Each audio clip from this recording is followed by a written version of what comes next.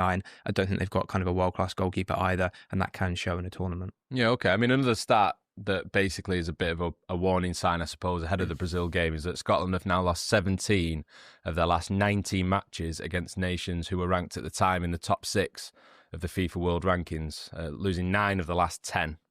So that doesn't bode well, does it? No, it doesn't.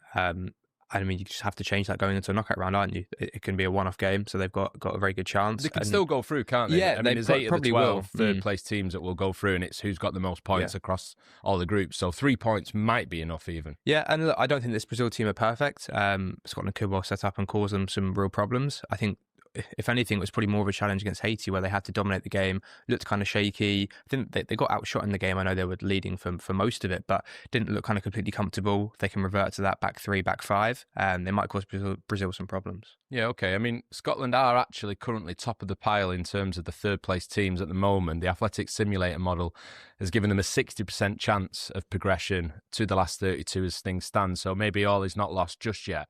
Let's move on to Brazil then. A bit more like it from Carlo Ancelotti's boys after the Morocco game. I mean, they did recover Liam Toomey in that match, but to see them playing with a bit more style, a bit more freedom, scoring 3 goals, that was more like it, wasn't it?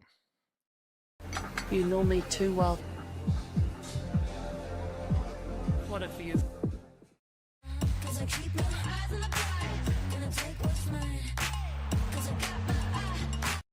Yeah, I mean, it was the least that they could do against Haiti. And I think the way that Haiti set up probably made it easier for Brazil to show a bit more of their attacking verve. You know, Liam Tharm can tell us a bit more about their mid-block and what you thought about it. Yeah, I mean, they tried to be, I think, as aggressive as you can be in a mid-block, so you don't have the defensive line kind of too deep, but there wasn't probably enough pressure on the ball at times. There were a few moments where Rafinha got in behind in the first half, just offside very marginally. So I guess you can argue that's a perfectly executed offside trap, only just. So they were definitely bold with that, but I thought that did play into the kind of hands of Brazil with how quick some of their forwards are. And a lot of Brazil's best moments seem to come from winning the ball back off Haiti in the middle third of the pitch and then quickly attacking 2-3 passes they were in. And in those kind of situations, Vinicius Junior is devastating. Mateus Cunha, as you know, can be really, really clinical. So Brazil looked a lot more comfortable generally. It was not a situation in which they're realistically going to be stressed, but they took care of business. What do you think about Cunha and his role in this Brazil team? Yeah, I found it really intriguing that he wasn't in the start of the tournament. I expected him, from what I'd seen, what I'd read, that he would be the number 9 for Carlo Ancelotti coming into it. Obviously, in this game he scored twice, so I guess that's a sign that he could continue in that position moving forward. Because even with the success, relatively speaking, he's had at Manchester United last season, it became a left-sided forward position that he played in majority of the second half of the season under Michael Carrick. There were times where he'd drift, there was times where he went central, but it was Brian Mbeumo who'd be used as an alternative centre-forward, not Mateus Cunha. He did it a couple of times, but I wouldn't have said from what I've seen that's his strongest position. When we were doing Talk of the Devils previewing the World Cup, we actually talked about what this tournament could do for Cunha in that role as a number 9, sort of leading the forward line, the star-studded forward line of Brazil, what it would do for his growth as a player, as an individual, at the stage of his career that he's at. So I'm intrigued now to see how he goes on from this, because they were 2 goal scorers' goals, weren't they, really, in that sense? They weren't, spectacular long-range strikes or anything like that. They were very much centre-forward play, so that's definitely something to keep an eye on. Not everyone was impressed, though. Let's hear from James Horncastle, who was there. Well, that was a lot more like it from Brazil against Haiti. Does it really change how we view them going forward? Are they a contender for the World Cup? I think while we saw a different side to them against an inferior opponent, Haiti are not on the same level as Morocco, you could still get a feeling from the Brazilian press pack that they weren't entirely satisfied. They're still anxious about Neymar. When's he coming back? Is he fit? Neymar didn't come to Philadelphia. Neymar hasn't played for Brazil since October 2023, but he's an obsession, as is Endrick. Endrick didn't start, and even though Mateus Cunha scored twice, when Mateus Cunha took the podium after the game, he was asked, can you play with Endrick? When are we going to see more of Endrick? That is certainly the feeling amongst the Brazil pack, that there's more to come from this team. And I would say that whilst today was encouraging, we still need to be convinced Brazil are on the same level as some of the other favourites for this competition. The change from Morocco, Liam Tham, to the game last night, when you look at the way Brazil set up, it was pretty similar by all accounts, and it was mainly just Igor Thiago out and Mateus Cunha in. Because when I saw the team sheet, I wondered how they might look to help some of the issues they had with Casemiro and Bruno Guimaraes in the first half against Morocco in particular. And even the centre forward. I mean, they've got so much talent in these attacking positions that the list of forwards in their squad is a joke, really. And clearly the journalists feel that too by asking about players who haven't played, basically. Yeah, I think the standards are pretty high, right, for what is a good or a top-level Brazilian player, and especially kind of a forward one. It's tricky with Igor Thiago because he's probably quite atypical as a Brazilian kind of striker goes, but he's pound for pound, I think, the best Brazilian striker they've had in terms of their kind of league season this year. Obviously a very physical profile, great at running into kind of open space in transitions. And that's probably suited to a team playing against a team like Morocco, who physical, bigger centre-backs. Sure, they're playing a back five here, but you probably want someone that's technical in Cunha, that can get on the ball, can rotate wide, and works well with someone like Vinicius or Rafinha running in behind, which we saw loads. Kind of similar to England, really, in terms of the Kane and Gordon/Madueke kind of profiles. So there's lots of different ways they can kind of coordinate it, and I think that's always kind of been Ancelotti's thing, is that he'll try to base his systems around kind of the star players rather than the other way around, and that's for better or for worse. And I think the real test of that will really come once we get to the knockouts and we see how they fare against kind of real kind of top level teams. But there are holes you can pick in that team. We saw it with Morocco kind of, and when they won the ball back in counter attacks on match day one. So yeah, interesting to see how this progresses, really. I said it yesterday, Liam, to me, but I still feel the same. You kind of still trying to get a gauge on how good this Brazil team actually is. Yeah, and it comes back to the midfield for me. I think they've got strong defensive personnel. This is maybe a weaker fullback crop than we're used to seeing from Brazil, but their centre backs are solid. Very good goalkeeper. You just think that against higher level opposition, they are very, very vulnerable to being outnumbered and outmaneuvered in midfield. And the fact that Morocco were able to do that, I know Morocco have some very talented midfield players, but there's a higher standard coming for Brazil if they are going to get to where they want to get to in this tournament.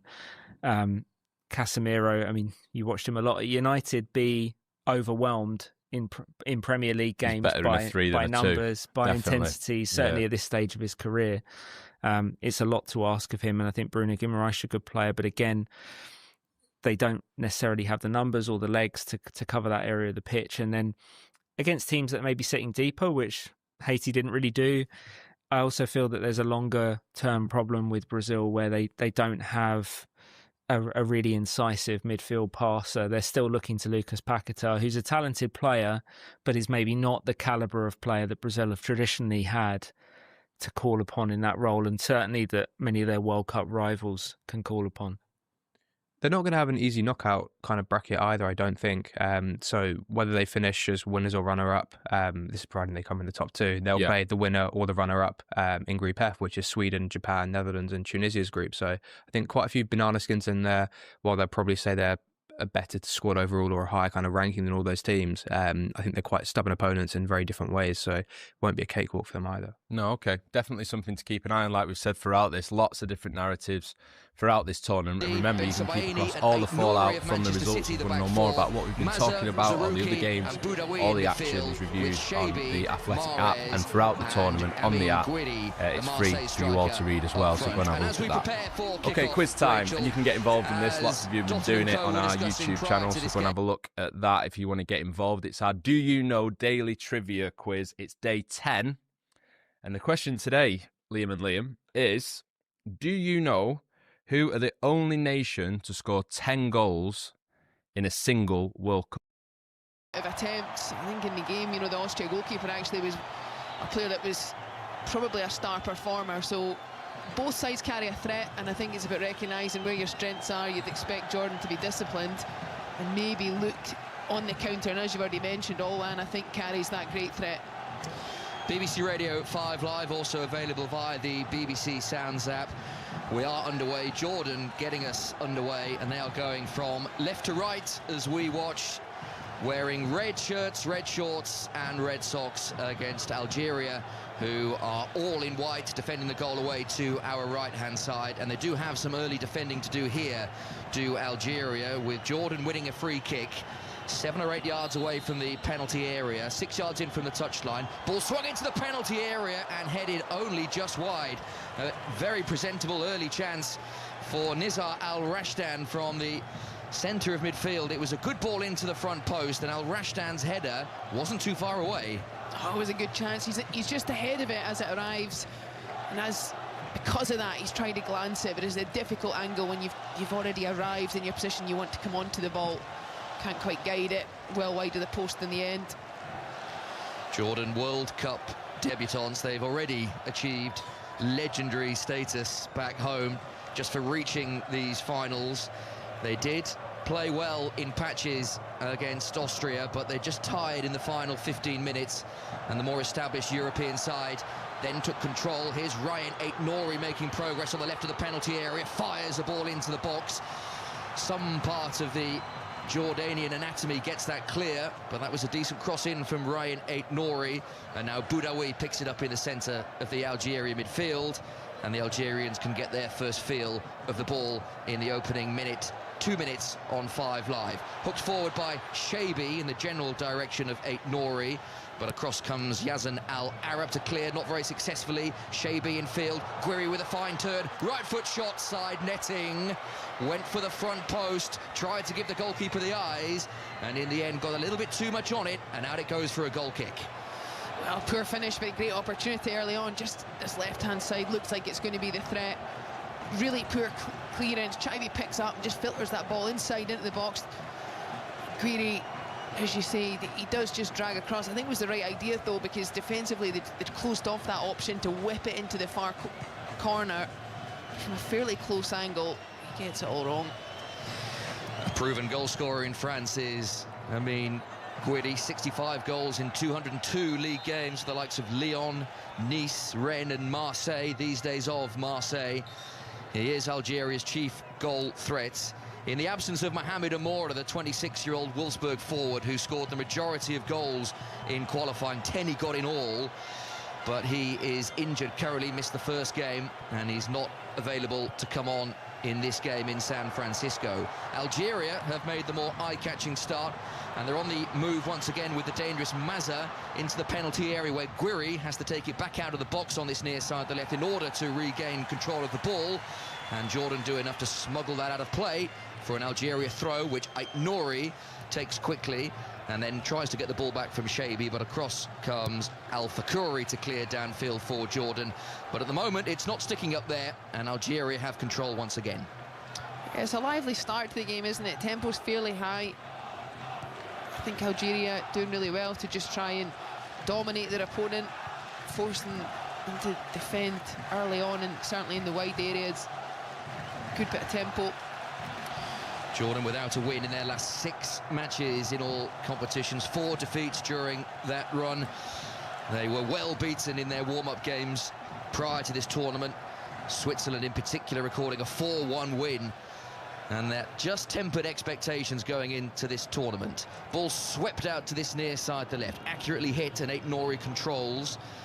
Finds his path forward blocked, so comes back into his own half, where Rami Bensebaini, one of the 2 centre-halves, exchanges passes with his colleague Issa Mondi, winning cap number 121, Algeria's most capped player. He's 3 ahead of Riyad Mahrez. Long diagonal hit towards the edge of the penalty area, where Mahrez waits. Haven't mentioned his name so far in the opening 5 minutes, with the majority of Algeria's play coming down their left-hand side. Mahrez stationed on that right. Another Algeria move breaks down, and Jordan can pick their way forward slowly in the centre of midfield. Nassib plays it long and directly downfield, looking for Mahmoud Al-Mahdi, beaten in the air, but Jordan have it back in their midfield and looking, Rachel, to try and string some passes together, but Algeria are employing the high press, and Mahrez is leading that press and does a really good job to force the first corner of the game. Yeah, just got themselves in trouble there, Jordan, trying to play out it wasn't bad to start with, but it was Abitaha found himself under pressure, dribbling backwards towards his own goal, and then just loses control, and it drifts over that end line. Good pressure from Mahrez.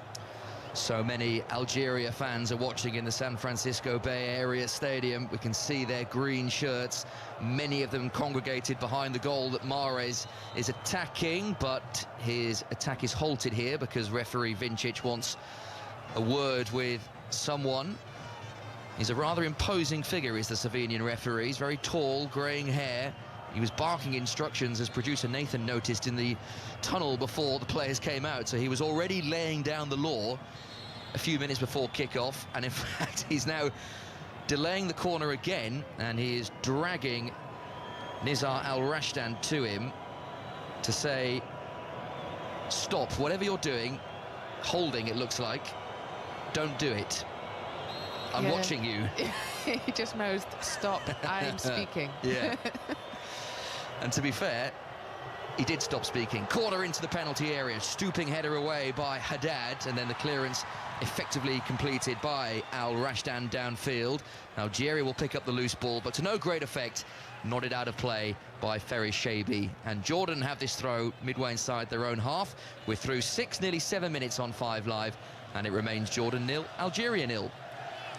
Yeah, good positive start, I think. Both teams had a little bit of a share of the ball. I think Jordan, most of that's been in their own half, but you know, I think you've got to give them credit because they've handled the threat initially. I think Algeria trying to really turn the dial early on, and Jordan have done well. Jordan on the move, right wing position, the dangerous Ali Olwan making progress, wins the throw from Ben Sebaini, who didn't agree with the assistant referee's decision there, felt that should have gone his way. Yeah, I tend to agree. Looked like as he went to tackle, he's just played it back off the striker. You see there quite clearly should be a throw for Algeria. Often tell from players' reactions, can't you? And sometimes they try and kid the assistant referee, looking across to you and with your wry smile. Yes, which probably doesn't help that argument over time. No. Other times, though, you can see the genuine reaction of a decision that hasn't gone the way that it really should have gone. Ben Sabini is fouled now, so Algeria have this free kick deep inside their own half. Yeah, referees got his work cut out a little bit. It's going to be a competitive game. I mean, I actually think in the replay of that, it just looks like two players go for the ball. Ben Sabini holds the sort of side of his face, but it didn't look too clear there was much contact. I think that was fair game. Borussia Dortmund regular is Rami Ben Sebaini, had a standout qualifying campaign for Algeria. He is Borussia Dortmund's penalty taker. Such is the quality of his left foot that he is on penalty duty in the Bundesliga. And it will be interesting if Algeria do get a penalty, who stands over to take it. Given the quality they have, there will be plenty of attacking players that would like a spot kick. But Ben Sebaini, his club penalty taker, do well to wrestle the ball off Riyad Mahrez, you'd suspect. I was thinking that as you were saying it. I always think it's brave when a centre-back that wants to be the penalty taker. It's a long way back if you miss. Yeah. Algeria in a good position just outside the Jordan penalty area, central position, the ball bouncing untidily off a couple of challenges and then out of play for a Jordan throw. Level with the edge of their own penalty area. We get our first sight of Jamal Salami, the 55-year-old former Moroccan midfielder, now in charge of Jordan. Played at France 98 for Morocco. Took charge a couple of years ago, August 24, and within a year, Jordan had qualified for the World Cup and the Arab Cup final. He was granted Jordanian citizenship by King Abdullah II, so he's already revered in Jordan because of the work that he has done with a nation not used to qualifying for the World Cup, making it after 10 failed attempts. But they have been on the rise in the last couple of years, having reached that maiden Arab Cup final, so gradually building, and their first appearance at a World Cup finals wasn't completely out of the blue. They've been on the back foot for the majority of the opening 10 minutes on 5 Live and BBC Sound. Still 0-0. Ait Nouri, lovely control. The blue and pink boots, trying to trick his way beyond two Jordan players. Olwan was out there helping out his defence, although he was a little bit too slow to release the ball forward. And Algeria win it back. And here is Shabi infield to the dangerous Hisham Badoué, lots of Premier League interest in Hicham Boudaoui, including Brighton. And you know, if Brighton are linked with you, you're probably going to be a good player. The stats must be good, but I think just going back to that last moment there, he crowded out, does so well though, reacts, follows all one back at the middle of the pitch, wins the ball back. Great reaction from him. Lost the ball, trying to just be too tricky in this near side. Rachel Coursey with us on 5 Live, former Scotland international. Played large parts of your career in the United States. It must be great to see so much appetite for the World Cup in a country you know well, as Guiri moves the ball forward for Algeria, just on this near side the left, 7 or 8 yards in from the touchline. Zarouki with a lovely spin to keep the play moving to the right-hand side. Badoué, and now Mahrez. What can he do? 3 players come across to meet him. Mahrez onto his left foot, lovely ball round a corner, opportunity to cross, which wasn't really taken by Rafik Belghali, the Algeria right-back. Jordan, to their credit, are trying to play their way out of trouble, which they've not really managed to do so far, and another attempt breaks down. Ball is lost on the edge of the penalty area. Nice spin from Ibrahim Mazza, who was well challenged before he could cause any real damage. Nice feet in midfield now for Jordan, and maybe they can counter-attack, something they're very proficient at. Ali Olwan, all on his own for now, with 4 Algeria players around him. Gets the ball back from Al Tamari, who's on the angle of the penalty area. Al Tamari's effort with his left foot, really well hit, but a comfortable save in the end for Lucas Zidane, but at least it's an effort on target from Jordan. Brilliant counter-attack. Al Tamari at the heart of it. Brilliant movement initially, looks to go in behind, checks short. Algeria dropped off, and that meant they could then send some numbers forward with the secure possession. Good opportunity from distance, right-hand side of the box, still probably 20 or so yards out. Just finding his range. 25 goals in 94 caps now, Moussa Al Tamari, very much the face of Jordan on the international stage, became the first Jordanian to play in one of Europe's major leagues, and that was with Rennes in France. 7 goals in qualifying. Algeria have seen most of the ball in the opening 12 minutes, and they're looking dangerous again, but that's given away by Ben Baini and picked up by Abu Tahar on this near side the right. Now Al Rashdan played just behind the run of Al Tamari, and Algeria have a throw and an opportunity to move away from danger. Very familiar figure appears on our screen, that of Vladimir Petkovic, the Algeria head coach, formerly of Switzerland, where he did a very good job, losing just 2 of 13 major tournament games within 90 minutes. He was very solid for Switzerland as Jordan looked to exchange some passes on the edge of the Algeria penalty area. That breaks down, and now maybe Algeria with Rafik Belghali can show their counter-attacking qualities, but they're not really set up for the counter-attack, so it's back to measured possession once again. Yeah, and Algeria will look to do that, but just for Jordan, really efficient. 3 narrow forwards. Belghali and Mahrez looking threatening on the right wing. Jordan deal with that courtesy of Hassam Abu Dahab's clearance downfield over Al Tamari's head, and a cushioned Ben Sebaini volley means Algeria have the ball back on halfway once again. Zarouki to Mahrez, fired it into the former Manchester City man's feet, gets it back, does Mahrez from Zarouki, and smoothly plays it to this near side the left, allowing Ben Sebaini to come forward from his centre-back position. Ryan Aït-Nouri now.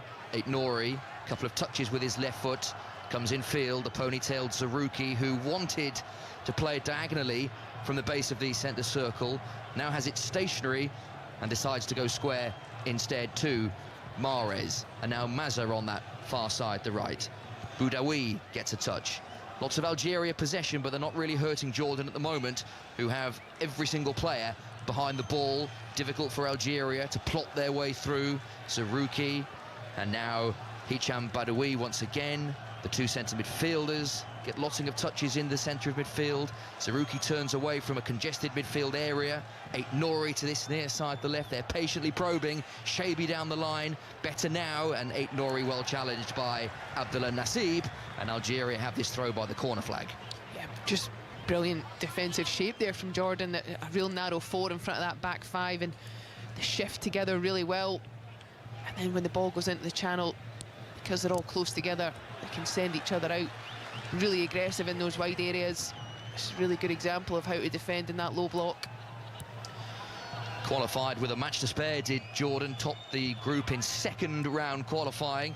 Fairly complex system, the qualifying from the Middle East and Asia, but they never really looked in danger of missing out on the World Cup, and so it proved in qualifying. They beat Oman 3-0 to secure their place with a game to spare. Ali Olwan, their top scorer, with 9 goals.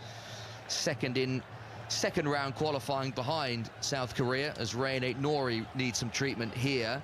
He was just caught late on this near side, the left, the bearded Aitnouri, and he isn't looking in great condition there. He's right on the touchline, so if he rolls a couple of yards to his left, we can get on with the game. But conscious that he wants to continue, he's back on his feet. Yeah, difficult to know what happened, really. We've just seen a replay of sort of the last little tussle between him and Olwan, and there nothing too obvious. A few comings together of both boots, really, but it didn't look like anything. It didn't look too happy, so maybe something underlying there. Well, there was no need to stop the game. There was no need for the physio to enter the field of play, so we are back underway, and Rain Aitnouri is back with us, and Jordan have a throw in their right back position. 17 minutes played, 5 live, also available via the BBC Sounds app. Jordan 0, Algeria 0, rounding off what has been a busy evening at the World Cup with some big games that have already taken place. Argentina beating Austria 2-0 in this group, 2 more Lionel Messi goals, so the 5 goals Argentina have scored in this tournament have all been scored by the great man, who takes his World Cup tally to 18, so he's now 2 clear of Miroslav Klose at the top of the World Cup scoring charts. We then had our first weather interruption, which 44 games in is a pretty good achievement. That was at Philadelphia. France 3, Iraq 0. Albeit, Rachel, I remember doing a game with you, and because there's been so many in this tournament already, it was very early on where you said, actually, having played a lot of your time in America, weather delays did happen, but maybe not as regularly as we all thought they did. Yeah, but, I mean, over 100 league games, I think I maybe had 4 or 5 delays. So, you know, looking at a small percentage. So I'm not too surprised. I think the Club World Cup last year potentially gave it a worrying reputation. I think we're all fortunate we've only experienced 1 so far. Hopefully that ratio stays similar throughout. Algeria keeping safe possession in their back line. Yes, absolutely. The 2-hour delay at the Philadelphia Stadium. When they eventually finished the game, France ran out 3-0 winners. 2 more goals for Kylian Mbappe, so he's just behind Lionel Messi in the World Cup goal-scoring stakes. And then the game that Jonathan Pearce and Efan Okoku brought us a couple of hours ago from New Jersey. Good game as well, where it finished Norway 3, Senegal 2. England back in action later on today. They've played their second game, having swept beyond Croatia. They face Ghana at 9 o'clock. John Murray and Paul Robinson will be in Boston for that. Before that, Ali Bruce Ball and Chris Sutton bringing us Portugal against Uzbekistan from Houston. So 2 more games to look forward to on BBC Radio 5 Live later on today. And 5 Live Breakfast is back from 1 o'clock today with Mark Chapman, Paul Robinson, Phil Jagielka, Matt Upson and Alan Shearer on a very England-centric show prior to England-Ghana in Boston. 0-0, still waiting really for our first chance of the game in San Francisco. Mondi goes long, and hopefully long, looking for the run of Mahrez, but he had no chance of getting on the end of that. And it's quite comfortable for Yazid Abu Layla in the Jordan goal. And with 19 minutes played, Rachel, maybe the game panning out as we expected. Algeria with all of the ball, and Jordan looking to be productive on the counter-attack. Exactly that, and just that longer ball there from Mondi, I think that's not a bad idea. Another ball over the top is well hit. Mahrez, instant control. Can he finish? Not quite. The ball just would not sit down for him. The delivery over the top was pinpoint, and actually Mahrez's first touch was excellent, and then defenders got back to starve his space, and he couldn't find the finish. Yeah, and almost he did the hard bit really well. That first touch was immaculate. Brought it out of the air, another long ball in behind. much better quality on the pass. He took it down, probably needed to finish on his next touch, but he took the second touch to get out of his feet. The goalkeeper smothered it. Jordan defenders recovered. It allowed goalkeeper and defenders to get back. Algeria looked dangerous again on the left of the penalty area. Ball into the box, Shabi on the right foot. Well blocked, really well blocked. Hassim Abu Dahab had to make that challenge. It was goal-bound, Shabi's effort. I think Abu Layla may well have made the save, but still, Abu Dahab with an excellent block. That was a brilliant block, a great move. Ait Nouri lets it just roll through. He knows that Shabi's got a better angle to finish. So just get a look at the ball in behind that Mahrez just missed moments ago as well. Bit of change in intensity. Algeria being a little more direct, which sometimes actually is more difficult, but it's got a great reward when you're playing against a team that's got such a low block. It's really hard to combine and get through the lines. Sometimes draw them out and play a little more in behind. Sometimes is an easier way to unlock things. It was a fabulous first touch from Mahrez, something we have seen him do many a time in his Manchester City career. 5 Premier League titles, 2 Champions League, 2 FA Cups, 3 League Cups, numerous individual awards. Not everyone is enamoured by what we're seeing as the camera rather cruelly picks out sleeping member of the audience. What time is it there? It's 8:20 in the evening, so maybe he's had a long day. I think he's maybe been forced to attend, is what might have happened here. A young fan, maybe not sure football's for him. Quite possibly. 22 minutes in, 0-0. Lovely touch on the edge of the Algeria penalty area by Musa Al-Tamari to bring Jordan into a good position. Olwan then swings across into the penalty area that might go down actually as a shot on target. It was far too close to Lucas Zidane, who comfortably claims just in front of his post. It's one of those ones, it's a bit of an in-between from Olwan. It looks like he's trying to cross it. Al-Tamari's just trying to say to him, I want that hung up. He's sort of just trying to fizz it low along the ground. Mazza with a fabulous turn and a great ball looking for Mahrez again on that far side. Just couldn't quite control this time, but an indication of the individual skill that Ibrahim Mazza possesses, the 20-year-old by Leverkusen midfielder, very much christened as the next big thing in Algerian football, christened as he is as Mazzadonna.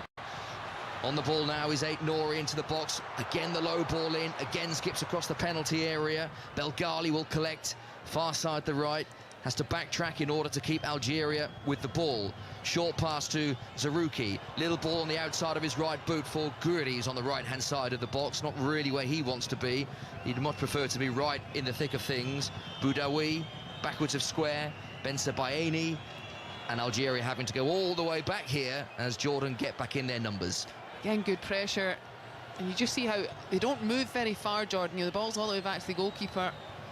Ait Nouri's just come back onto the ground. Yeah, this is not a good sign for one of Algeria's stars, because Ryan Ait Nouri is back on the floor, clutching his left knee. Ball is out of play. This feels like a good time for the hydration break, and indeed, that's exactly what we are witnessing now. All the players coming to get some drinks and some tactical instructions, and a chance for Ryan Ait Nouri to get some treatment. And for all the talk of the star players in this Algeria team, Rachel, Ryan Ait Nouri is right to the top of that list. Algeria can ill afford to lose him.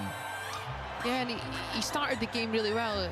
He's not been as involved, you say, in maybe the last 10 minutes or so, possibly because he's carrying something and he's maybe struggling with his mobility. But he's a player that he's had a wonderful season, difficult start, recovered from injury, worked his way back into the team, and I think I loved watching him at Wolves. You could see the quality he had, amazing technique going forward, creativity, bravery to go 1v1, little tricks to beat players, great delivery. You know, he's a very accomplished player. It'd be a real shame if he has to come off, and potentially as well, you know, if you come off from injury, how much do you miss? Yeah, he was one of Wolves' standout players last few seasons. You could see why Manchester City made the move for him, a fullback that's very comfortable playing in midfield and further forward. As Rachel says, injury hit first season at Manchester City, still managed 4 assists his country form hasn't quite been as good, and you can say the same about Riyad Mahrez. For all the accolades I was listing, the one thing that he is missing is a good World Cup showing for his country, and given he's 35 now, this surely would be his last opportunity to try and impress, and he has had the one real chance for Algeria with that ball over the top. Yeah, and it was a huge opportunity. We're just getting another look at that now, and he takes out the air wonderfully. You know, that's so difficult. Long ball in behind, he comes from the wide area inside and in behind the left centre-back of Jordan, Al-Arab, and he takes out the air, he kills it beautifully, but almost because he's running behind, his momentum's taking it then ahead of his first touch, so he needs that second touch, and that just means the goalkeeper comes out and smothers it. But I think there's also that chance early on from Guiri. He's otherwise not really been involved. He moves around a lot, but he probably spends a bit too much time moving out wide. Sometimes it can be frustrating, a low block for the centre forwards, because they're not involved a lot. Their job is to occupy players, and for some centre forwards they don't particularly love that because they feel they're not involved or engaged. But you've got to be patient, and he was maybe just a bit too lively, and that means when they get the chance to deliver balls into the box, they choose not to deliver because actually they don't have too many players in the central area. Former Scotland international Rachel Corsie watching on here on 5 Live and BBC Sounds. 2 more matches to come later today. England back in action against Ghana in Group L. England beating Croatia. Ghana also with 3 points at the top end of Group L, having beaten Panama very late on in their opening game. 9 o'clock kick-off for that, all the build-up on 5 Live. The 6 o'clock game has taken a bit of time to get used to the varying kickoff times, hasn't it? Long gone are the days of a 2 p.m, 5 p.m. and 8 p.m. Even the evening games are sometimes 5 and 8, sometimes 6 and 9. 6 o'clock later today, Portugal, Uzbekistan from Group K. Portugal need a good performance after their draw with DR Congo. Uzbekistan losing to a very good-looking Colombia side in their opening game in Group K. And that is a 6 o'clock kickoff in Houston. Back underway following the first drinks break in the first half, and we are back in the same pattern of the first half, and that is Algeria with all of the ball. Right foot cross in from the right wing position, ricochets off Al Rawabda, and out for an Algeria corner. Their third of the evening, as we get a shot of the San Francisco Bay Area Stadium as the sun continues to set. Sky above is darkening. It's a lovely shade of dark blue. Very comfortable temperatures on the east coast of America. In comes the corner towards the back post, the west coast of America rather. Guiri has it, left-hand side of the penalty area. Scooped ball in, gets it back onto his right foot. Shooting chance, creates the angle, and the shot is straight at goalkeeper Abu Layla. Did everything right there, and when the shot needed a little bit more direction, it lacked it. Yeah, it did really well. Guiri driving in from left-hand side of the box. Lovely little 1-2 with Mazat. Sets him nicely. Has to dribble a little further across the edge of the 18 just to work an angle. Ends up shooting from a fairly central position, but doesn't quite get hold of it. Comfortable save. Lively start to this second quarter as Al Mahdi swings a Jordanian ball into the penalty area that looked dangerous for a moment. Lovely Cruyff turn in the midst of all of that to find some space. His cross wasn't a bad one, but the Algeria defence deal with it comfortably enough, and Jordan have it back in their left wing position. Al Rawabda gets a touch in midfield, all the way back to the lurid yellow-booted Al Arab. 57% for Algeria, but Jordan have carried great threat when they move the ball forward quickly. They are a very counter-attacking team, set up as they are in this 3-4-3 formation, and they are missing one of their better players. Yazan Al-Naimat, one of their star strikers, sustained an ACL injury in December, so no chance that he would be fit for this World Cup, and he is a big miss for Jordan, who are beginning to string a few passes together, but that ends emphatically with SN Haddad bundled out of play by Ait Nouri, who for now, Rachel, looks okay, but we'll keep an eye on him. Well, still hard to know exactly what he's suffering with, but he's moving about freely again, so hopefully he's good to continue. Jordan have this throw, right wing position, Abdullah Nasib hurls it towards Olwan on the edge of the penalty area, drops back into the path of Haddad, who lets that drop out of play, and Jordan creating a little bit of pressure courtesy of these throws just outside the Algeria penalty area.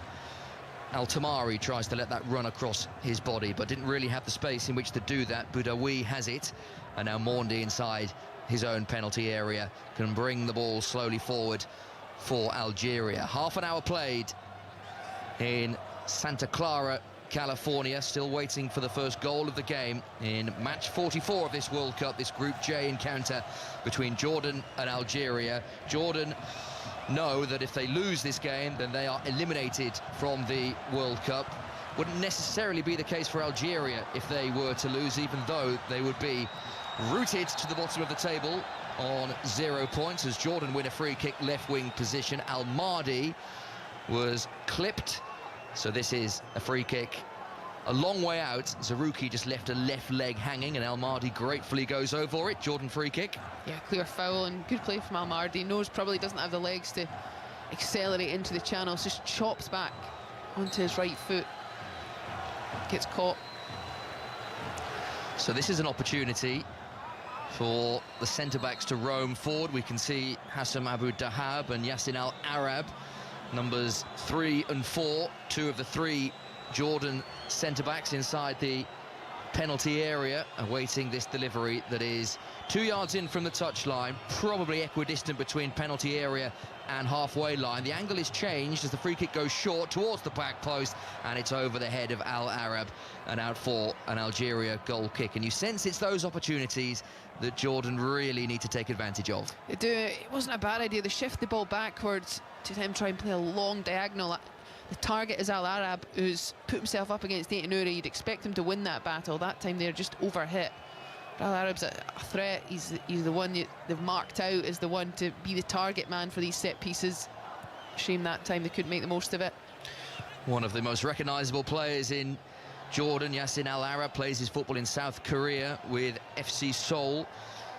Good mates with Jesse Lingard, who's now over in South Korea. Couldn't quite steer that header towards goal, and Algeria have it in their back line and are steadily building once again with the ponytailed Hisham Boudaoui. Another great ball over the top. Mahrez is in once again. Another great first touch, and his second one is parried wide by goalkeeper Abu Layla, who celebrates with his defenders. That's a couple of times Riyad Mahrez has profited from a ball over the top. This time he got a much better shot away, but Abu Layla makes the save. Corner. He does. It's a wonderful save. Just gets his right hand out to it. Mahrez looks like he's just going to... Another really good first contact from him, and then he just sort of prods it towards goal, which in close proximity looks like it could be enough. Goalkeeper reacts really well. What can Algeria do with this left-wing corner? Shaibi goes short to Al-Nouri, who goes one further back down the inside left channel. Boudaoui to Ait Nouri, and Algeria don't make the most of that, albeit they have a throw now, so the big players will remain forward. Just a little too casual from Ait Nouri there. Tried to play the ball just into that half space. 34 minutes have been played. 0-0, Jordan and Algeria, this Group J encounter, but Algeria look good again. Ait Nouri skips into the penalty area, goes down. Referee has given the free kick the other way for handball. As Ait Nouri fell on the ball, wanted the penalty, he handled it, and referee has given a free kick to Jordan rather than the penalty. This will, of course, be checked in the background by VAR. Yeah, well, I mean, it looks... I'm not sure if this check's still ongoing, but just as he plays the 1-2 with Chaimi, he just knocks the ball through the legs of Abdullah, and then he trips his foot. I mean, I think there's an argument that could be given. They're not interested, though. He does get clipped, Ait Nouri. It's somewhat incidental, but he definitely does trip him up, and then the handball's just because as he falls, he just grabs a hold of the ball, thinking, I've been fouled. I can understand that. I think that's one of those ones which sometimes you get, sometimes you don't. I feel that's one of those that if that had happened anywhere else on the I know these aren't the rules, but if that hadn't happened so close to the penalty area, it's given. It's probably given, isn't it? Yes. Centre circle, that's given every time. And I think I mean, Ait Nouri's crashing at the box. It's a good little touch through the legs of Abdullah Nasib. and he does catch him. Referee very quick to wave that away, in fact giving that free kick for handball, and VAR did not spend too much time pondering the decision. Jordan with Al Tamari. This looks like a foul on Ben Sebaini. No, well, that's very similar. Ben Sebaini clearly body checking Al Tamari as he entered the penalty area. It would have been a free kick rather than a penalty. Algeria then very loose with the ball out from the back. Al Tamari exchanges passes with Abu Taha, who has it on the left-hand edge of the penalty area. Oh, the right foot shot missed, but another opportunity, and the opening goal for Jordan. Nizar Al-Rashdan with the outside of his right boot. It squirms past Lucas Zidane, and Jordan have the lead in San Francisco. A game they have to win, and they are winning with 10 minutes to play to half-time. Jordan 1, Algeria 0. Oh, wow. I mean, it's a brilliant finish in the end. After that supposed foul, Algeria just give the ball away loosely. Almardi steps in, plays the ball down the outside. They do really well. They don't force it, they don't rush. Ball comes back across the edge of the box. Someone just moments before that has a bit of a swing and a miss. Falls kindly to Al-Rashdan. It's an orthodox finish. Goes to the outside of the foot, but still tries to kind of drill it fairly hard and low into that bottom corner. Goalkeeper gets a hand to it, can't keep it out. It's Al Tamari that has the big swing and a miss. There's bodies in front of Zidane, he can't quite see it clearly. As he gets that left hand to it, it just squirms by him. He got a left hand to it, Zidane, but such were the bodies in front of him. It's smuggled underneath him, sparking jubilant celebrations from the Jordanian supporters and on the bench as well. Jamal Salami turns to his coaches, huge hugs.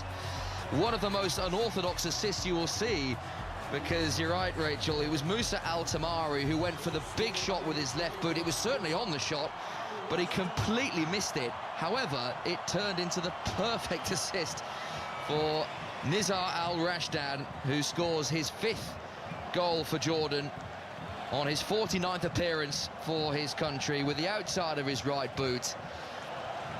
And Algeria, who have seen most of the ball, are behind with 8 minutes to play until half-time, and now the onus on them to come out and play, which they are doing straight from kickoff. Mazza in a congested midfield, can't work the ball forward, but Jordan give it away. And talking of giving it away, it was an incredibly loose pass across their own penalty area that really led to the chance. It was really poor. I'm not quite sure. Was it Aït-Nouri he almost blindly played it as if he was thinking, I'm just going to play it out the other side to Belgali at right back. And Almardi was right on top of it quickly. And Jordan have been good in that shape, that position. You know, the two between Almardi and Olwan, they're very narrow. They're sort of the wide of the four defensively, but then as soon as they transition into possession, they're very quick to come narrow and go straight to goal. It's very effective. And they have something to hold on to. Algeria free kick midway through the Jordanian half. We have a shot of Mahrez, beads of sweat on his forehead. He's over this, so too is Ferry Shabi. Looks like a crossing opportunity rather than an opportunity to go for goal. Shabi runs away now, so it will be left for Mahrez, who delivers to the back post. Good looking ball, decent trajectory, but headed away. Given away though by Al Tamari. Aït-Nouri robs him in the centre of the Jordan midfield. Now Boudaoui going from left to right with his right arm heavily bandaged. On the ball again now. Little drag back, waiting for support in front of him. Belgali offered it but didn't really control, and now Jordan have it back. It's charging through the centre circle is Al Tamari, who then loses possession. And it's an opportunity now for Algeria to come forward. It was Al-Mahdi who gave that away. Jordan 1, Algeria 0. 5 live and BBC Sounds at the World Cup with 5 minutes to play to half-time. Algeria on the right wing with Belgali, who fouls his man. Abu Dahab getting his body in between man and ball. Belgali shoves him over. Jordan have this goal kick, and they have 5 minutes to see out the first half, and they will be very satisfied if they can go in one to the good. They will be, and it can be a difficult position for Algeria because Jordan are very comfortable in that low block. So far Algeria have really struggled to create anything. Guiri with a half chance early on. Good shot from the edge of the box. Mahrez a couple of half chance as well with those longer balls in behind, but otherwise Algeria have not really been that effective, and now they're breaking down this Jordan defence. Just seen another replay of the goal from a wonderful camera position in the corner of the San Francisco Bay Area Stadium, behind the supporters, many of them celebrating with the sun setting in the background, the lovely orange glow over the San Francisco Bay Area Stadium. Jordan 1, Algeria 0. Jordan's second ever goal at a World Cup finals. Ali Olwan scored in a 3-1 defeat against Austria in their first game. Nizar Al-Rashdan has scored their second against Algeria. And if they were to win this game, then it would give them a huge opportunity to qualify for the round of 32, albeit they have Argentina to come next. And albeit goal difference doesn't decide standings in the group, it could have a factor when it comes to the best third place finishers. Lovely ball into the Algeria penalty area. Olwan was there. It's a crucial touch from Boudaoui to smuggle the ball away from Olwan. They've put some fine balls into the Algeria box, and that was another. It was Ehsan Haddad down the right-hand side, just looking to bend the ball behind that back line of Algeria. Probably needed it just a yard in front of him. But Olwan, similar position to that early free kick they had, just ahead of it. And then you're always trying to sweep it towards goal. Difficult sort of finish. Good little half chance. If Algeria lose this game, they wouldn't necessarily be out of the tournament. Their final group game is against Austria, and because of the head-to-head nature of the groups, if Algeria were to beat Austria, then both Austria and Algeria would be level on 3 points. So Algeria would finish ahead of Austria, but then it would come down to goal difference when it comes to the third place sides. And given they lost 3-0 against Argentina and they're 1-0 down here, that goal difference would not be healthy. So they could be one of the unlucky teams to finish third but not make it through because their goal difference isn't great. But there's a lot of football to be played between now and then, with still 2 minutes of this first half to remain in San Francisco. Jordan 1, Algeria 0, and that game to come against Austria, who themselves will need the points to make it through. For Jordan against Argentina, well, many of these players have described coming up against Argentina and Lionel Messi as a dream come true. And if they can go into that game with 3 points, then the mindset would just be a little bit different going into one of the world's best. It would be a huge boost. I mean, it would be remarkable. Incredible for Jordan. First ever World Cup. Ait Nouri, a couple of touches with his left foot, just drags the foot over the ball, but can't progress any further than his left-back position. And then a free kick given away as Jordan came surging over halfway. Referee has given the free kick and also the yellow card to Zakuri, I think that is. We'll see a replay of it. Yeah, Zaruki rather. In fact, there were two players almost identically fouling, and it was Zaruki who got the yellow card. Yeah, good play, to be honest, from Ehsan Haddad. When you cut across a player dribbling forward, sort of two players just leant against them, creating the foul. Cushion volley on the edge of the Algeria penalty area. Al-Tamari and Al-Hadi exchange passes. Now the ball back on halfway as Jordan look to keep possession and see out the remaining minute of the first half, although we will have 3 or 4 minutes of stoppage time. Lovely turn in midfield, and Jordan have another chance here. Looks like handball on the rebound as Mohamed Abu Taha came surging through. Referee happy for play to continue because Algeria have the ball, but Jordan were smoothly going through the gears again there. Oh, it's a good tackle in the end from Mondi. I just thought Abu Taha was going to open his right foot as he came onto it. I think he needed to take that first time. Mondi does well, slides early and gets the ball first. But a good chance, and since the goal, Jordan have been the better team. You know, it's affected Algeria, I think you have to say. They've been sloppy. Yeah, they've been knocking the ball around, Jordan, belying their lowly world ranking of 68, Algeria in 29. Algeria certainly starting this game as favourites, but Jordan are taking it to him. And it's Al-Tamari again on the angle of the penalty area, cutting in field. and all the way back towards the halfway line as we enter 5 minutes of added on time in San Francisco. Jordan 1, Algeria 0 in this Group J encounter. Earlier, Argentina 2-0 winners over Austria, 2-0, 2 more Lionel Messi goals. Now all 5 Argentina goals scored by Lionel Messi. So Argentina through. They are top of the group, not necessarily confirmed as group winners. They would be if Algeria could turn this around. That's a result that would eliminate Jordan and confirm Argentina as group winners.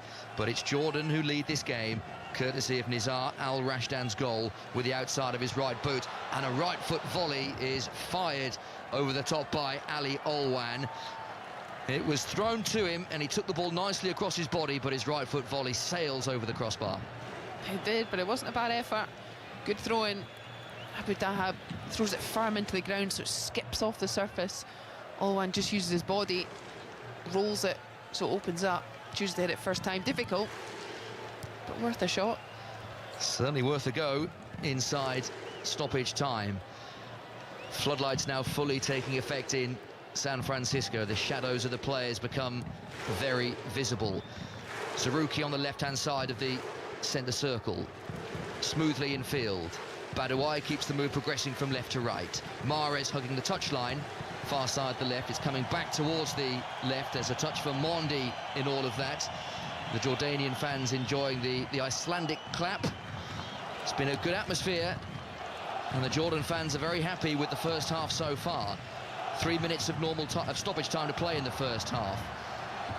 Mahrez, Ait Nouri and Griddy can't combine, and that's another Algeria attack that comes to nothing, and Jordan have this throw as Vladimir Petkovic comes on screen with lots of thinking to do. The Algeria head coach, Jamal Salami, would be the much happier head coach going into half-time. He certainly will be. Getting a little look at the referee's angle of the goal. That's Tamari. He goes to absolutely smash that and completely misses it. Ends up being a beautiful half assist, half dummy. He'll get the assist for that. That'll be an official World Cup assist for Moussa Al Tamari, even though it was completely unintentional. Jordan clear. Ben Sebaini has it in his back line. Do Algeria have one final attack left in them in the first half? Inside the centre circle, and Boudaoui ambles forward. Belgali from right back, foot on the ball. Boudaoui once again, left arm out, stretched, pointing the way, wanting a little bit more movement in front of him. He's on the ball again, just inside the Jordan half. Challenge comes snapping in from the centre of the Jordan midfield. Ben Sabaini now striding out of defence. Offloads to Zarouki. One more to Belgali, just behind him. Mahrez now level with the edge of the Jordan penalty area. Far side the right. Slow build-up once again from Algeria. Now the big switch of play. Accurately hit, accurately controlled by Ait Nouri. Immediately, though, 2 Jordan players come to meet him. He's done ever so well to win that Ait Nouri. Guiri can't win the ball back. And then Jordan clear off Ait Nouri. It was Hassan Haddad off Ait Nouri. Throw into Jordan, right back position with a minute to play until half-time. Again, good defending. And this is where Algeria are just not being that disciplined with the basics. You know, it's such tight areas that your first touch has to be almost perfect to be able to combine in between. There's Guiri there trying to combine previously with Ait Nouri. The weight of the ball in behind just totally wrong. Then the switch of play, difficult to control. Second touch from Ait Nouri, not good enough. And here come Jordan again. Al Tamari, head down, surging towards goal. There were plenty of white shirts in front of him, and then free kick conceded by Haddad, and Algeria have this free kick on the edge of their own penalty area, but with only 25 seconds of the first half to play on 5 Live. Jordan 1, Algeria 0. Algeria, if they want to find this equaliser before half-time, will have to get the ball forward quickly. They're working it through the middle third. Mazza is then really well challenged, just as he looked to cause some damage with a ball through the penalty area. Mondi will allow this to skip out of play. Algeria right back position, and that is that for an intriguing first half in San Francisco. Jordan 1, Algeria 0. The World Cup debutants are in front, and Vladimir Petkovic almost immediately summoning 2 or 3 substitutes towards him. So we may well be seeing half-time changes in San Francisco for Algeria, and that isn't a surprise because this was not in the Algerian script. Nizar Al Rashdan's goal, 36 minutes. An assist from Musa Al Tamari, one that he didn't mean, a left foot shot that he completely mishit, but Al Rashdan alert with his right foot outside of his boot, beyond Lucas Zidane in goal for Algeria. He got a left hand to it, couldn't keep it out, and Algeria, who have dominated possession, haven't really created anything clear-cut, bar a couple of balls over the top for Riyad Mahrez and an Amin Gouiri shot early on, which means, Rachel, at half-time, Jordan in front. A bit more like it from Carlo Ancelotti's boys after the Morocco game. I mean, they did recover Liam Toomey. This is really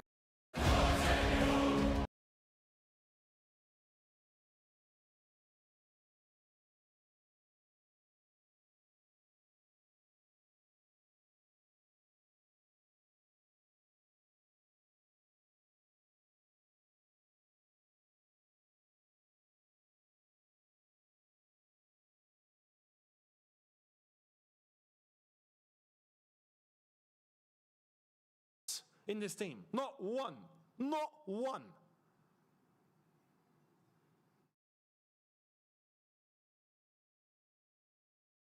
The expectation to wait this long to get back to a World Cup, especially after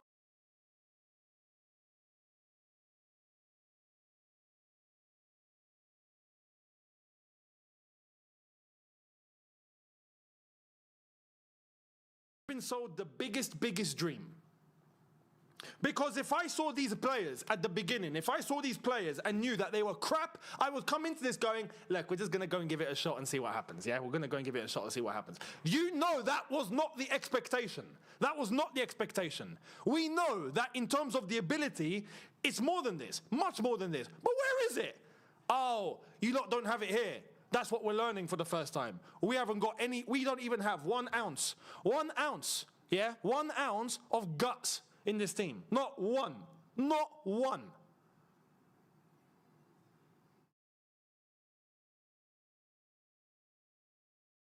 The expectation to wait this long to get back to a World Cup, especially after 2022, when we were minutes away from qualifying to it, and we missed out. And then we come to this, with what's meant to be this new fresh team, everything's looking good, blah, blah, blah. We got sold a fugazi. This is a dream. This is not a dream, it's turned into a nightmare. It's become a nightmare. It's become a nightmare. This whole half, oh, we got the ball, we got the ball, we got the ball. What are you doing with it? What are you actually doing with it? Nothing. Absolutely nothing.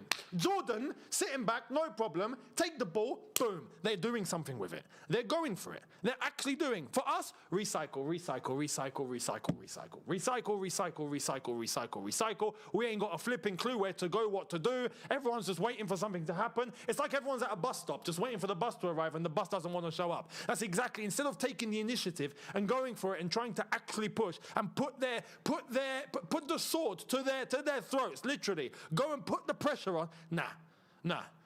And then defensively, we get caught out and everyone's asleep. Everyone's asleep. No one's marking, no one's close, no one's tight, nothing. And the manager is on the touchline like this. Yeah, of course he's like that. He's just signed a contract extension for more pay. He's the highest paid manager in Africa. He's not got a beaten eye.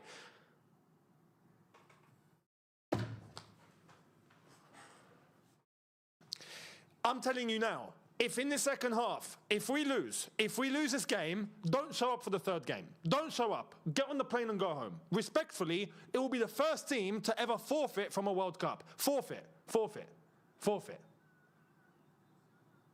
Go and forfeit. Don't play the last game. I don't want to watch it. And no one's going to watch it. And you best believe, if we lose this game, I can guarantee you now, you will not find an Algerian that will watch the last game. It will not happen. It will not happen. You might as well get on the plane and just go home. Just let Austria go through by themselves.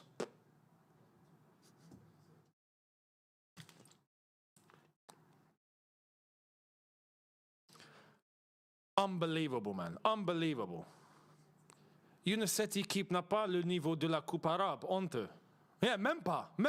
Oui, même pas.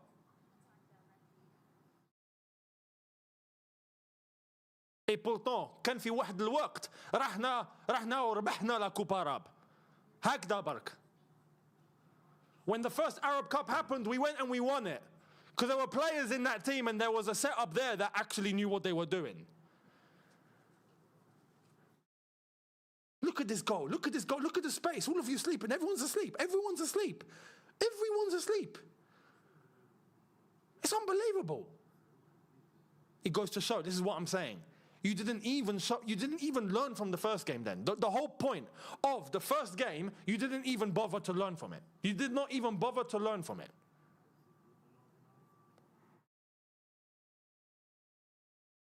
And this is the problem.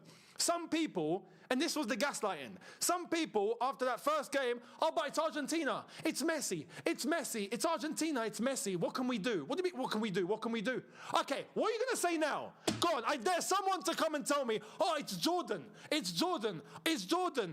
we can't stop Tamari. I dare someone to try and pull that card now, pull that card.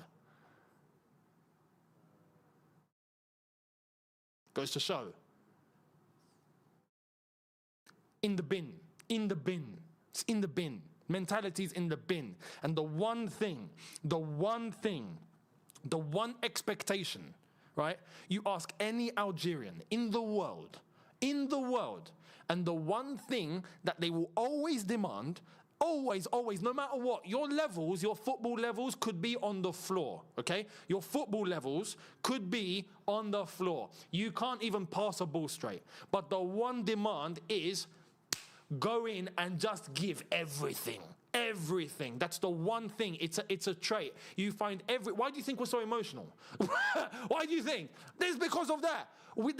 There's a sense of pride. The whole base of the national identity for any Algerian is to feel a pride and to always give and to never be scared and to go all in 100%. Always, in anything. That's the mentality.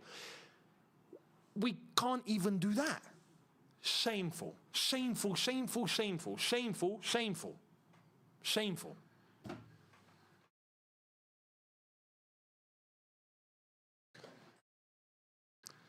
I'm gonna be honest with you.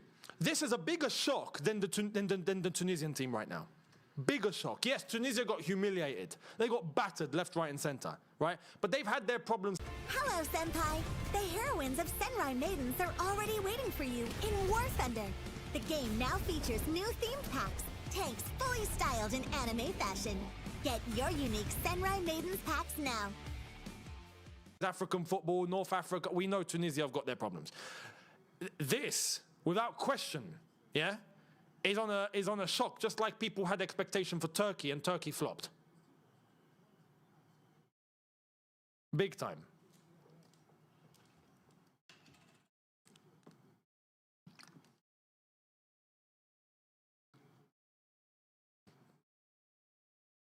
Let's see what the second half response is going to be. I'm curious what this second half is going to look like. Let me bring up the chat again. There's been a little freeze. 100% agree. Thank you very much.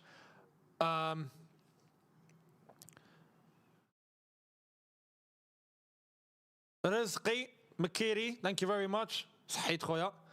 Lucas Zidane is mate. Yes. على بالنا. أو إحنا على باباه ماشي على راهو.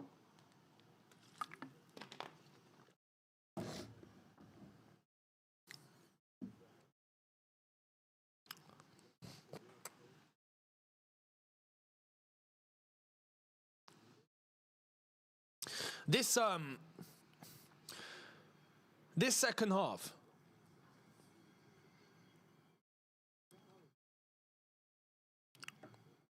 yeah, he's right. Lucas should not be here. Respectfully, Lucas should not be here. And when he first arrived, let me be honest with you, we're going to get everything out. Get everything out. حنا نحبوا نخبوا. Hanan Khabbu, yeah? Those will know. We like to hide things. With Luka, when he first showed up, when he first got the call up, I cannot tell you the amount of people that went, what? Why? He plays in the second division of Spain. He plays at Granada. And when you see some of the clips and the games that he's played in the past,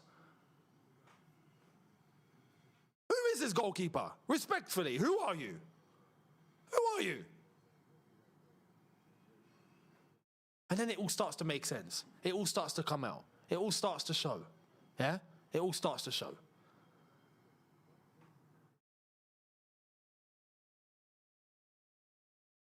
Possible links with his dad. His dad's got nothing to do with this. His dad's not the reason why Luka got into the team in the first place. No. But it's because of his dad that they've allowed him to then get into the team. This is his twisted mentality. Maybe this is going to be the route for us to be able to have him involved or try and get links going or try and do things. He's not even paying 1 second towards you. He's not even, you think Zinedine cares about the Algerian Federation or anyone like that. He doesn't care. He's about to go and get the French job. Yeah? After this World Cup, he's about to go and become the manager of France. He's got bigger things to worry about.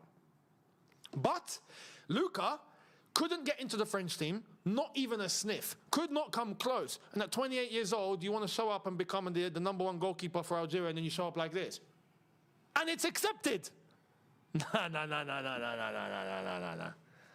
Get out of here, man. Get out of here. Get out of here. Randy, thank you very much. If England versus Algeria World Cup final, who are you supporting? I mean, that's just something that's not going to happen, is it? It's just not going to happen. I would be torn. Honestly, at that point, I would be torn because I really want England to win the World Cup too. But I'd want both to win the World Cup. In fact, some people might say, you know what, you're in a good position because whatever happens, you win. Yeah, maybe. So yeah, Taymak man, thank you very much. Much love, Eunice. We're turning around second half. Let's see what this reaction in the second half is going to be. But I'll tell you now, my expectation is on the floor. If you didn't learn from Argentina, I don't expect you're going to learn from that first half.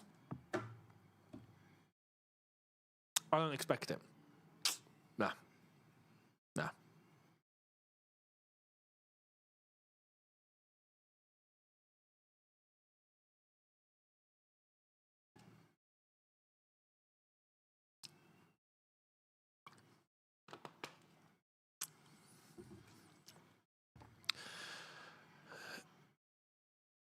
Kareem, thank you very much for the super chat. Hey Yunus, obviously as a Syrian, I am with Jordan. But what you said is right. As Arabs, we all know Algeria's fighting spirit and grinta.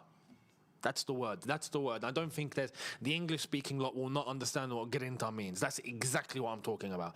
Unfortunately, I can't see it here. These lot need to leave. It's it. The one thing that we expect is grinta. Grinta. Yeah?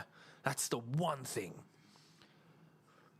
You didn't show it against Argentina. You got shook. You saw Messi and you folded. You all pissed yourselves. Okay.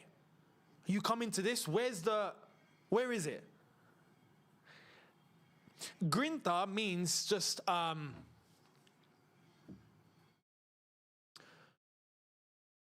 it's that spirit. You know that spirit that you go into to like, okay, we're going to go in and fight. We're just going to go in and fight. That. Jordan today have it. Jordan have it. Jordan have that today. Yeah? Jordan have that defensively, the way that they were containing, the concentration, the link up between all of them, going out and giving it a go, going for the goal, still trying to push for the second, despite them having the lead and thinking, you know what, we don't want to leave too much space. Yeah, grind, grit, exactly, similar. Yeah, exactly that. Exactly. But that word is used more on a spirit, like on a spirit level, proper, yeah? We don't even have that. That's what hurts the most. With all due respect, that's what hurts the most. Morocco have it. Morocco have more than that. Morocco have more than that. Much more than that. Morocco are the example of how you do things properly. In North Africa and African football right now, Morocco is the example of how you actually function the national team 100% correct. That's the example. Li habhah, li habhab, li krah krah, as we say.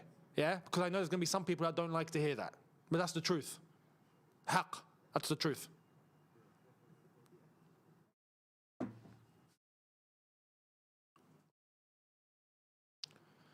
Let's see what the second half's going to have. And then we'll go from there. We'll go from there.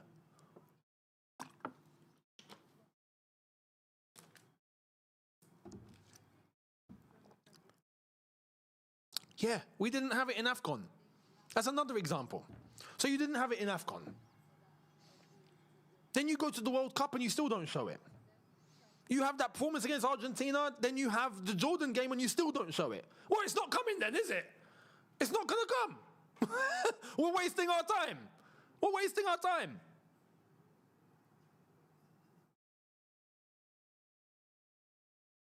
Look at this, body language is gone. Even them coming out onto the pitch, their body language is gone.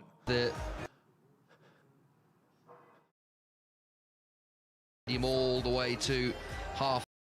Take their seats. Fully dark now overhead in San Francisco, so the floodlights shining brightly down. We can see the blue of the green of Algeria and the red of Jordan on the various electronic hoardings doing the rounds, sweeping around this stadium. And it's the Jordan fans who are waving their flags and very happy with what they've seen in the first half. There will be a change. It looks like a double change. Former Spurs midfielder Nabil Bentaleb, who started the game against Argentina, is coming on the field, and so too is Nadir Ben Bouali. So that's two changes in the centre of midfield. Hicham Boudaoui is one of those to come off, and Ramiz Zarouki is the other. Zarouki, who played that rather wayward errant pass that led to the Jordan goal. So a change in the engine room of midfield, Rachel, with Ben Bouali on, and so too Bentaleb. Indeed. And I think that's probably two changes that are made in somewhat of a reaction to how poor Algeria were at times in the first half. I mean, they controlled possession, but they didn't really find much success in breaking down the Jordan backline, and that four that sit very disciplined in front of it. Nadir Ben Bouali, who has his first minutes of the World Cup, didn't feature against Argentina. He's really their only true target man, so he may well be heading up front to join Chabi and Guidi. I'll run you through the two revised 11s, certainly as far as Algeria are concerned, in a moment, but we'll see how this first second half attack develops, with Jordan leading it. Olwan, far side the right of the Algeria penalty area, but couldn't make any real progress there, and Algeria have it in their back line. Trailing by a goal to nil, BBC Radio 5 Live. The goal in the first half scored by Nizar Al-Rashdan. Argentina top Group J, courtesy of their victory against Austria earlier on, 2-0. Lionel Messi with both of them. So with this latest score, Argentina top of the group, Austria second, and Jordan would join them on 3 points in third. Algeria bottom with no points. However, it wouldn't necessarily spell the end of their World Cup, with a game against Austria to come. The final round of group games next Sunday, 3 o'clock kickoff in the morning. Algeria, Austria, and Jordan, Argentina. Also a 3 a.m. kickoff, that in Dallas. Ben Sebaeni heads it back safely to Luka Zidane in the Algeria goal. No changes for Jordan at half-time, so Abu Layla is their goalkeeper. Back three of Nasib Al-Arab and Abu Dahab. Across the midfield, Abu Taha, Al-Rawabda, Al-Rashdan the goal scorer, and Haddad the captain, and then Al-Mahdi, Al-Tamari and Olwan, the three up front. Lovely footwork on this near side the right from Ibrahim Mazza for Algeria, and he has won the first corner of the second half. And given the talent that the youngster possesses, Rachel, he's another player that Algeria will need to involve more in this second half. Indeed. Probably just come out of that central area. He's down in that right-hand channel. Does really well in a tight space. You can see his close control, his quality.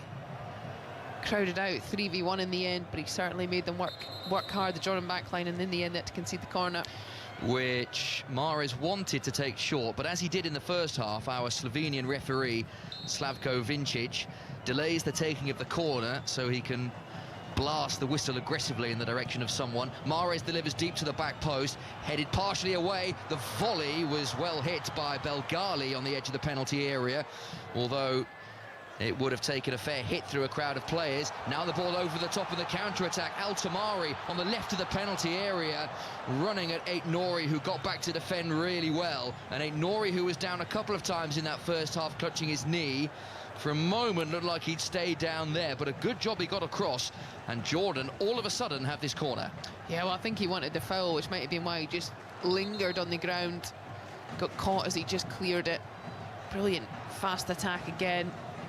Almardi just playing the ball in behind. Altamari right onto it, didn't quite have the pace, but did well to get something out of it. And this very proficient counter-attacking team showing their skills once again. Corner taken short, delivery to the back post that Lucas Zidane, the Algeria goalkeeper, assertively claimed. He head off his line very early, and that's a decent catch. Zidane, the goalkeeper for Algeria, unchanged back four: Belgali, Mondi, Ben Sebaini and Nouri. Those changes in midfield see Ben Bouali come in, and also Nabil Bentaleb, the former Tottenham Hotspur midfield. Mazza in front of those, and then Shaibi, Guidi and Mahrez. No change to the forward three, although you fully expect Nadir Ben Bouali to take up a position up front to make use of his great height up there. Jordan 1, Algeria 0, 4 minutes into the second half. BBC Radio 5 Live, if you are just joining us this morning and missed some of the overnight football. France-Iraq wasn't technically overnight, but certainly ended overnight because of a 2-hour weather interruption at Philadelphia. Here goes Olwan on the left-hand side of the Algeria penalty area. Ben Sebaini puts a halt to that attack and clears downfield. Mazza with a neat touch, and the challenge means Belgali has to just be responsible with his defending in the Algeria centre-back position, and Algeria work it away. France 3, Iraq 0, so France looking very good with 2 straight wins. Before that, Argentina beat Austria 2-0, the other 2 teams in this group, so Argentina top of Group J. Mahrez, head down, attacking and winning a free kick, fouled by Mohamed Almardi, who just left a trailing leg. Mahrez goes over it, and Algeria have this free kick, corner of the penalty area. Rachel Corsi. Look, just trying to figure out these changes, really, and I think it's going to, with Bentaleb coming in, I think Chaibi's going to sit in midfield with him, hopefully free up Mazza to be a little more able to progress forward. And then almost with Guiri and Ben Bouali, they'll both sort of play as 2 9s. Guiri might come out and drift into this left channel, but I think Nouri is going to be left with the job of bombing down the left-hand side and being that attacking threat. Referee's magic spray goes down just inside the penalty area. This is on the angle of the box. Mahrez, hands on hips, looks the favourite for this, to deliver right into the heart of the penalty area. Ferris Shaibi wanders away, and the responsibility left for Algeria's talisman, Riyad Mahrez, to get Algeria back into this game. Delivers, out comes the goalkeeper, really good punch with 2 hands, although given away by Altamari. However, referee's whistle has gone, and Jordan have this free kick just outside their own penalty area, and they continue to lead this game by 1-0. A little bit of a let-off for Jordan there, getting the foul. It's a wonderful ball from Mahrez. Great whip into a brilliant area, just top of the six-yard box. Goalkeeper does really well. Comes out, confident punch, gets it clear of the box. One of the great unknowns, Algeria, in this tournament. They breeze through qualifying, but results mainly achieved against poor opponents. They were fully expected to glide through qualifying, and that's what they did with minimal fuss. Ben Sebaini comes across, wins a good challenge. Jordan throw in their right wing position. There's a real contrast of styles, isn't there? Algeria, very deliberate, very methodical.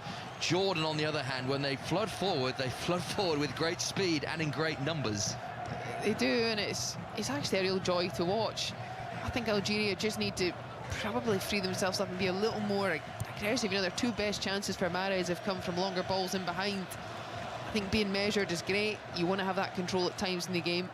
And equally, it's very difficult from those types of scenarios against a low block to actually create good chances. And when you're 1-0 down in the game, I think you just need to be a little more dynamic. Jordan certainly not sitting back on their 1-goal advantage. They have the ball inside their own half. It's Al Arab who offloads to Abdullah Nasib, fires the ball downfield. Altamari is just marshalled out of play by Nouri, who was conscious the ball was heading out of play. so made sure it did just that. 2 balls on the pitch for now. Aït-Nouri dispenses of 1, and Zidane can find Mondi for Algeria to begin yet another stealthy attack, and the forward momentum has not really been hit with any great pace for Algeria, as is their way. Rami Bensebaini wanders out of defence. Aït-Nouri with the socks rolled down his ankles, the white socks. Algeria going from left to right in this second half. White shirts with a bit of green trim, white shorts and white socks. Jordan are all in red, defending the goal away to our right. Bensebaini ambles forward again, very congested in the middle third of the field. Left-footed ball back, and now Belgali near side the right, cutting in field. Finds Bentaleb on his left foot, rolled in field. Better, Mazza, space, right foot effort, good save. Abu Layla, the rebound from Aït-Nouri is not well hit and out for a goal kick. Better from Algeria, they found pockets of space there, and Mazza's shot was well saved by Abu Layla. Yeah, a lot better. Just took their time again, very measured, but then when the ball went into the central area, lovely quick combination to get Mazza with the ball facing forward. He takes one touch and drills it with his right foot. Good attempt, pretty central, fairly comfortable with the goalkeeper, but he doesn't want to try and catch that. He just chooses to parry it away into a safe position. 5 goals and 7 assists in what was a very productive season for Bayer Leverkusen. Ibrahim Mazza, he was very much the Florian Wirtz replacement for Leverkusen in terms of his numbers and his ability to link the play together, and you can see him taking up very Wirtz-like positions in the number 10, but hasn't really got on the ball as much as he would have wanted. But that was an indication there of what he can do when he has space in midfield. Bentaleb, the rangy Bentaleb, former Tottenham midfielder, has certainly made a difference in these opening 9 minutes of the second half on 5 Live and BBC Sounds. Jordan 1, Algeria 0 in Group J after Argentina had beaten Austria 2-0 earlier on. Bensebaini at walking pace. Now Mondi, short pass to his left. Bentaleb to this near side, the right.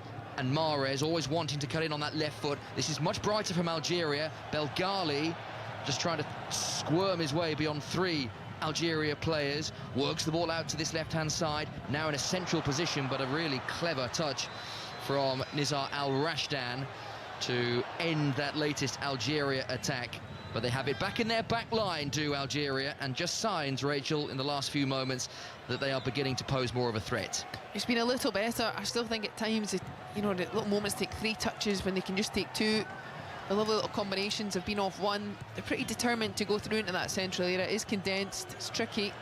Bentaleb with the angled ball towards the back post. That one's dealt with by Abu Dahab, and out for an Algeria throw midway between angle of penalty area and corner flag. Mahrez is over it as the red, green and blue ball in his hand. Throws short, offloads to Ben Bouali with the yellow boots, but that move breaks down, and Jordan have this goal kick, and they continue to lead by 1-0, but that lead is looking in a little more jeopardy than it has been. Yeah, still just the one effort long range from Mazza in this half so far, but in terms of combination play, probably occupying better areas. Mazza just trying to find that little half space in the pockets, as you've said. Good defensive discipline still, I would say, from Jordan. Not quite stretched enough yet, but you'd imagine maybe in 10, 15 or so minutes they might themselves need to make a change. It's a huge amount of work for Al Rashdan, Arouabda in that middle area. Best gauge of Algeria's true level was last year's AFCON, when they made it through to the quarterfinals but were very flat in defeat against Nigeria. And here come Jordan with Al Tamari, space on the right of the area, onto his right foot, then try to cut back in on his left, then lost his way completely, although he might resurrect this move on the edge of the penalty area. That was a late challenge by Al Tamari. In his desperation to win the ball back, he went clattering into Bensebaini, who certainly felt that, and Algeria have this free kick on the edge of their box. Well, the initial opportunity, I think, was one Al Tamari should have just hit. He's clean through. I think he's a little surprised. A wonderful threaded pass. He gets in behind Bensebaini, who does well to recover, and in the end doesn't get a shot away, which will be a disappointment to him. And then in the aftermath of that, a few I think at one point there were 6 players on the ground, a couple of slide tackles back to back, all with the intention of winning the ball. A few players get the wrong end of that, but everyone's back on their feet. Yeah, everyone looks okay. There were lots of innocent looks towards the referee. Just the 1 yellow card in that first half for Ramiz Zarouki, who is off the field. And actually, there was not a single yellow card shown to either side in their opening group game, so no one is under immediate threat of suspension in the final group game. More good defending from Al Rashdan, and over the top goes Olwan, who's wide at the moment, enters the penalty area, left-hand side, pulled back to Al Tamari, who is arriving at pace. But Ben Sebaeni saw him all the way and marshals him out of play for a throw to Jordan, level with the edge of the box. I mean, just brilliant from Jordan. This time it's Olwan that stretches the game. He gets into this left-hand channel. I think he probably passes the ball too early. It's in the end fizzed into Al Tamari, and it skipped off the grass as well and took a bobble. Not the best pullback. I don't think he needed to play it so quickly.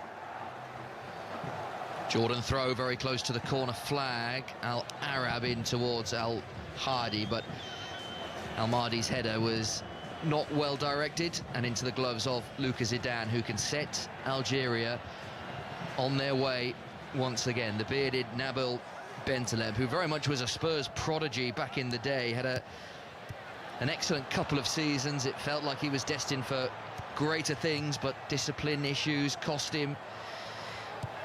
He's had to rebuild his career now with Lille. Direct ball forward, fired by Al Rawabde towards Olwan, but cleared. And Nabil Bentaleb, you might remember a couple of years ago, collapsed in training. He had to have a Christian Eriksen style pacemaker fitted. Had a big chat with his former Tottenham teammate about pros and cons and what it would do for him. He went ahead with it, and he's not looked back, and actually got a goal 5 minutes into his comeback. Algeria with Mazza, edge of the penalty area, left foot shot over the bar. He is beginning to have much more of a say as the 20-year-old Ibrahim Mazza, and he moved the ball well across the penalty area with his right boot, and the angle was always diminishing, and his left foot shot is over the bar. Yeah, it was a difficult effort in the end. Al Rawabde stuck with him the whole way, but good little ball in again into that space behind that midfield 4 that are marshalling the back line. He gets half-turned quickly. You can see his quality, really good at driving with the ball. Probably would rather it was on his right foot. Couldn't quite create enough space to check back onto it. We have hit the hour mark in San Francisco. Jordan 1, Algeria 0. Vladimir Petkovic looking very smart, black shirt, black jacket, but he's not looking as cool and composed as he was at the start of this game. His Algeria side trail 1-0, and Olwan wins it back for Jordan, and then plays a good-looking pass to this near side, the left, where Abu Taha picks up the ball. His cross, cleared by Algeria, picked up on the edge of the penalty area and fired goalwards by Al Rawabde, and he hit that really well. He looks to the skies. It came to him quickly, and his first touch was so accurate, it just allowed the right foot shot. It was always rising, but it wasn't too far over. Yeah, that was a wonderful effort. Difficult kind of technique. Just looked to curl it very softly into that far corner. As you say, just a little too high in the end, but it whipped and dipped right at the last second. Jordan still carrying their own threat. They still lead this game on 5 Live. Algeria on the edge of the Jordan penalty area. Mazza spins away neatly from Al Mahdi. The 1-2 though with Gritty didn't work out, and Jordan come away with possession on this near side there, left-hand side, as Jordan go from right to left. Al Rawabde dispossessed. Algeria have several players very close together on this near side, the right. Mahrez emerges with it, and that's always a good sign for Algeria. Now Balbouali across the penalty area, tried to find Mahrez again. Jordan in the way, this time Al Arab, and out for an Algeria throw. Good play from Mahrez there. First time we've really seen him able to run at the back line this half. Yeah, they've managed to keep Mahrez very quiet, have Jordan, to their credit. Another deep ball into the penalty area. Belgali was the target. Another one dealt with comfortably by Jordan, who have some more defending to do. Almadi is shoved out of play. Mazza takes the throw quickly, near side the left. Bentaleb has it onto his left foot. Delivers to the back post, where Balbueni's header is into the gloves of Abu Layla. He got across his man well, did Ben Bouali. No real power on the header, though, and no real drama for Abu Layla to save. Just not enough pace, I think, on that delivery. Bentaleb knew it to open out quickly on his left foot. Just doesn't have the same whip on it. It's into a not bad area. Ben Bouali doing his best. Probably at times maybe you're better to just kind of knock that down rather than go to goal. Only his 5th cap, Ben Bouali. Scored just the 1 goal. He's been largely ignored by his national team until this year. He's been scoring goals in Hungary, led Gior to the league title. He's got his reward for his goal-scoring form, and Algeria relying on him now to find an equaliser. Mahrez with some lovely fancy footwork to skip away from Hossein Abu Dahab, who goes into the referee's notebook for that foul. Silky Mahrez play, saw the man coming, dinked it past him, in comes the foul, and Abu Dahab gets the yellow card. Yeah, not the first defender to be done by a little quick shift from Mahrez. Does really well, takes it quick first touch on his left foot, jinks, and then takes a second touch. Quite a cynical foul, really. Understandably means he's now in the book, Abu Dahab. And Mahrez, having won the free kick, is over the free kick. Algeria fans hoping that this can lead to the equaliser. 7 or 8 yards from the corner flag, just to the side of the Jordan box on the right. So again, it's good for Mahrez and his left foot to dart one into a very busy penalty area with the red and the white shirts very close together in front of Yazid Abu Layla in the Jordan goal. Referee, as he has done for the majority of these set pieces, making sure everyone knows that he is standing for no nonsense, and any shoving of any kind will result in a free kick or a penalty if Jordan concede it. Referee again positions himself right in the heart of the penalty area. Now he's happy. No, he's not. Another shrill blast of the whistle, and he's having a word with Hassan Haddad, the captain. You wouldn't mess with Slavko Vincic, would you? Mahrez, free kick, better, headed over by Mazza. Darting across the front post, the pace was on the free kick and actually off a Jordan head last, so Algeria corner, which they think about taking quickly, but with this referee in town, you have got no chance of a quick corner. No, I think you just let that go. I think if it's a foul, give a foul. Yeah. Ferishabi, corner, left-hand side, delivers, out comes the goalkeeper, another decent punch. Mahrez picks up the loose ball, angle of the penalty area, square pass, good one. Chance for Ait Nouri to keep it moving to that left-hand side. In comes the Shabi cross, back post, header was up rather than out, and the effective clearance completed, but the reprieve is only temporary. Algeria can reload again. It's Mahrez running at 2 Jordan defenders, angle of the penalty area, near side the right. Mazza now takes over in the pink boots. Mahrez stationary to Mazza again, trying to jink his way beyond 2 Jordan players. They're doubling up on the youngster, and they do a very effective job, and they see that out of play for a throw to Algeria. They did well. I thought Mazza and Mahrez there could have been a little more creative in how they combined. It was 2v2 in this left channel. You'd think the quality they carry, the attack and threat, they would be able to create something, but I thought the movement was just a little bit rigid. 67 minutes played. Jordan 1, Algeria 0. Still that Nizar Al Rashdan goal, the difference between the two sides, scored on 36 minutes. A right foot prod beyond goalkeeper Lucas Zidane. This is better from Algeria. It's Ben Bouali on the edge of the penalty area. Mazza takes over, tries to glide his way into the box, seen off by Abu Taha, who booms a big left foot downfield. Algeria will pick up the loose ball and can move forward once again. There is just a little bit more intensity and rhythm to Algeria's attacking play now, but they still trail as we approach the midway point of the second half. Yeah, still much better pace. Jordan struggling. First moment, really, they've been able to clear the ball. Olwan, Altamari doing their best to try and hunt it down. Algeria have it again, though, and I still think sometimes the intensity is a bit false once the ball's in play. There's still... Belghali's ball into the penalty area. That's dealt with at the front post. Another Algeria corner. Again, I just think it's not a great ball into the box. It's just sort of shoveled towards the box, and probably careless from Jordan. They've given away this corner. Algeria's 6th corner. Mahrez swings it in. The header is in! And Jordan are level. And it is the substitute, Nadir Ben Bouali, on the field to rescue Algeria, and he might have done just that. Mahrez with the corner, Ben Bouali with the header. Jordan 1, Algeria 1. Well, it's a brilliant header. As we said, the corner very fortunate from Algeria's perspective. They won't care though. Mahrez, his deliveries so far have been very, very good. Another one right on top of the 6-yard box. Ben Bouali, his tall stature, he actually starts free, and he's able to just shuffle his feet a couple of yards to leverage himself up. Really good header. Nobody for Jordan on either post. They choose to defend across that 6 with numbers. And it's a good header into that bottom corner. It's a terrific header to draw Algeria level with 20 minutes to play.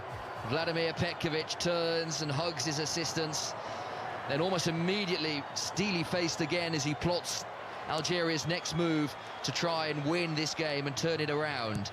Jordan 1, Algeria 1, 5 Live and BBC Sounds. Nadir Ben Bouali's 2nd goal for his country, just his 5th cap. And Algeria are off the mark in this World Cup, the 44th nation to score a goal at World Cup 2026. So only 4 nations yet to find the net. Mazza on the left of the penalty area. Suddenly Algeria have numbers forward. Ait Nouri onto his left foot, still going. Difficult cross, or difficult angle to cross. It was dug out by Jordan, but now they have everyone back defending. Nabil Bentaleb swivels in a central position, angles the ball towards the back post. That one is dealt with, and Al Mahdi with the outside of his right boot. That's an effective clearance for Moussa Al Tamari to latch onto. 6 or 7 yards outside the penalty area. Black booted, he's almost got no socks on. We talk about the ankle socks, they are very low down. Al Mahdi on this near side, the left, and triangles for Jordan as they try and regain some control in this game. But what you would say, Rachel, is that Algeria had been building ahead of steam, and that equaliser not completely surprising. No, definitely not. Similar sort of fashion to the first half with Algeria, a lot of the ball, but certainly you'd have to say Mazza's been more lively. Mahrez has come into it, and that's probably felt in some way inevitable, although still not too many chances created. There's a little bit more fizz and energy about Algeria now, albeit they are still vulnerable to the counter-attack. And Jordan moving forward with Al Mahdi. He's into the penalty area. He's got an awfully long way, and his left foot shot saved by Zidane at the front post. Well, how on earth was he allowed to wander that far forward? Lucas Zidane saying exactly that to his defenders. His left foot shot, though, lacked the required power and accuracy. Yeah, it was remarkable, and to be honest, wrong option in the end.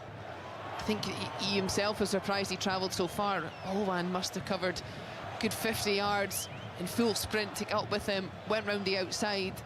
I actually thought he might have been the better option. They had numbers inside the box as well.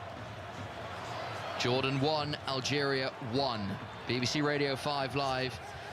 And hello to you if you're listening via the BBC Sounds app, as I'm sure many of you have done overnight during this World Cup. Algeria now have a free kick. Ait Nouri wins it as he tried to spin away from Abdullah Nassib, who brings him down. And Ait Nouri, who was down a couple of times in the first half, clutching a knee, goes down again under the challenge of Haddad. Oh, he got a boot in the face, and that's why he's down. And Haddad apologised immediately. There was no malice there, but that would have hurt. They would have. I think he actually caught him in the face 2 or 3 times. Just he lost his balance, and as he was trying to just regain his footing, he sort of trod on the face of Ait Nouri. Very much apologetic. It definitely was accidental. Mahrez, though, over this free kick from the other side to where he delivered the corner that led to the Algeria equaliser. It's on the left for Algeria. It'll be a Mahrez in-swinger, level with the edge of the box. He goes short, backwards of square. Ferris Shabi delivers with his right boot, hit that beautifully. Oh, he caught that so sweetly, did Shabi. Almost too well, because the ball didn't deviate from its motion, and straight down the throat of Yazid Abu Layla. Yeah, lovely technique, and again, good save from Abdullayla in the goal. He's had a good game, you'd have to say. Whatever he's had to deal with, he couldn't quite reach the goal, but everything else, I think he's had a top performance. That one comfortably held on to. And we head into the second half hydration break, which, if you missed the news earlier, was eradicated in Philadelphia, the France-Iraq game, because of the weather, the 2-hour rain delay. So they played straight through, but we are having a hydration break in San Francisco, where the weather, as producer Nathan points out, is an almost unbearable 14 degrees. Chilly. Chilly. It probably is chilly for San Francisco. We got 15 minutes. We got 15 minutes to get a second goal. 15 minutes. Bro, I don't see where you can go further in this cup with this appalling level. Neither can I. Neither can I.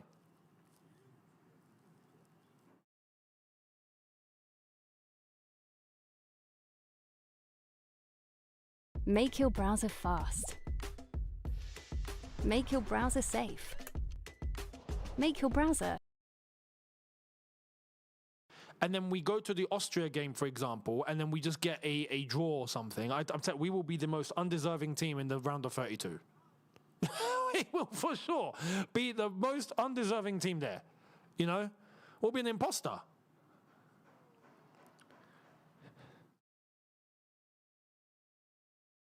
If we draw, then we have to beat Austria.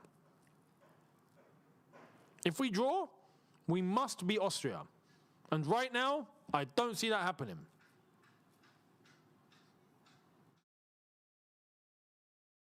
No chance. Shifobi, thank you very much. Good morning. Come back income. I'm off to work. Go enjoy work, my friend. Enjoy work. Enjoy. But thank you very much. I wonder if physically, have Jordan started to run out of steam? Because they've just been defending, hitting the counter-attack, trying to move where the opportunity allows them to. But are they starting to maybe come down in terms of level? One thing that I can guarantee from Jordan is that they're going to give everything till the end. For sure. For sure.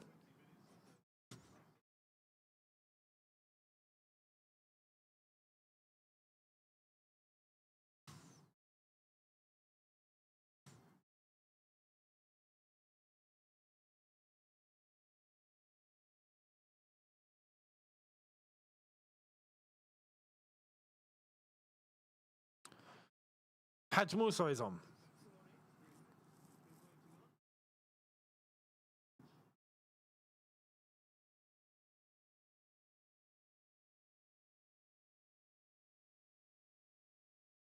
Mahrez is off. Al-Maldi is off for Jordan, replaced by Al-Fakhouri.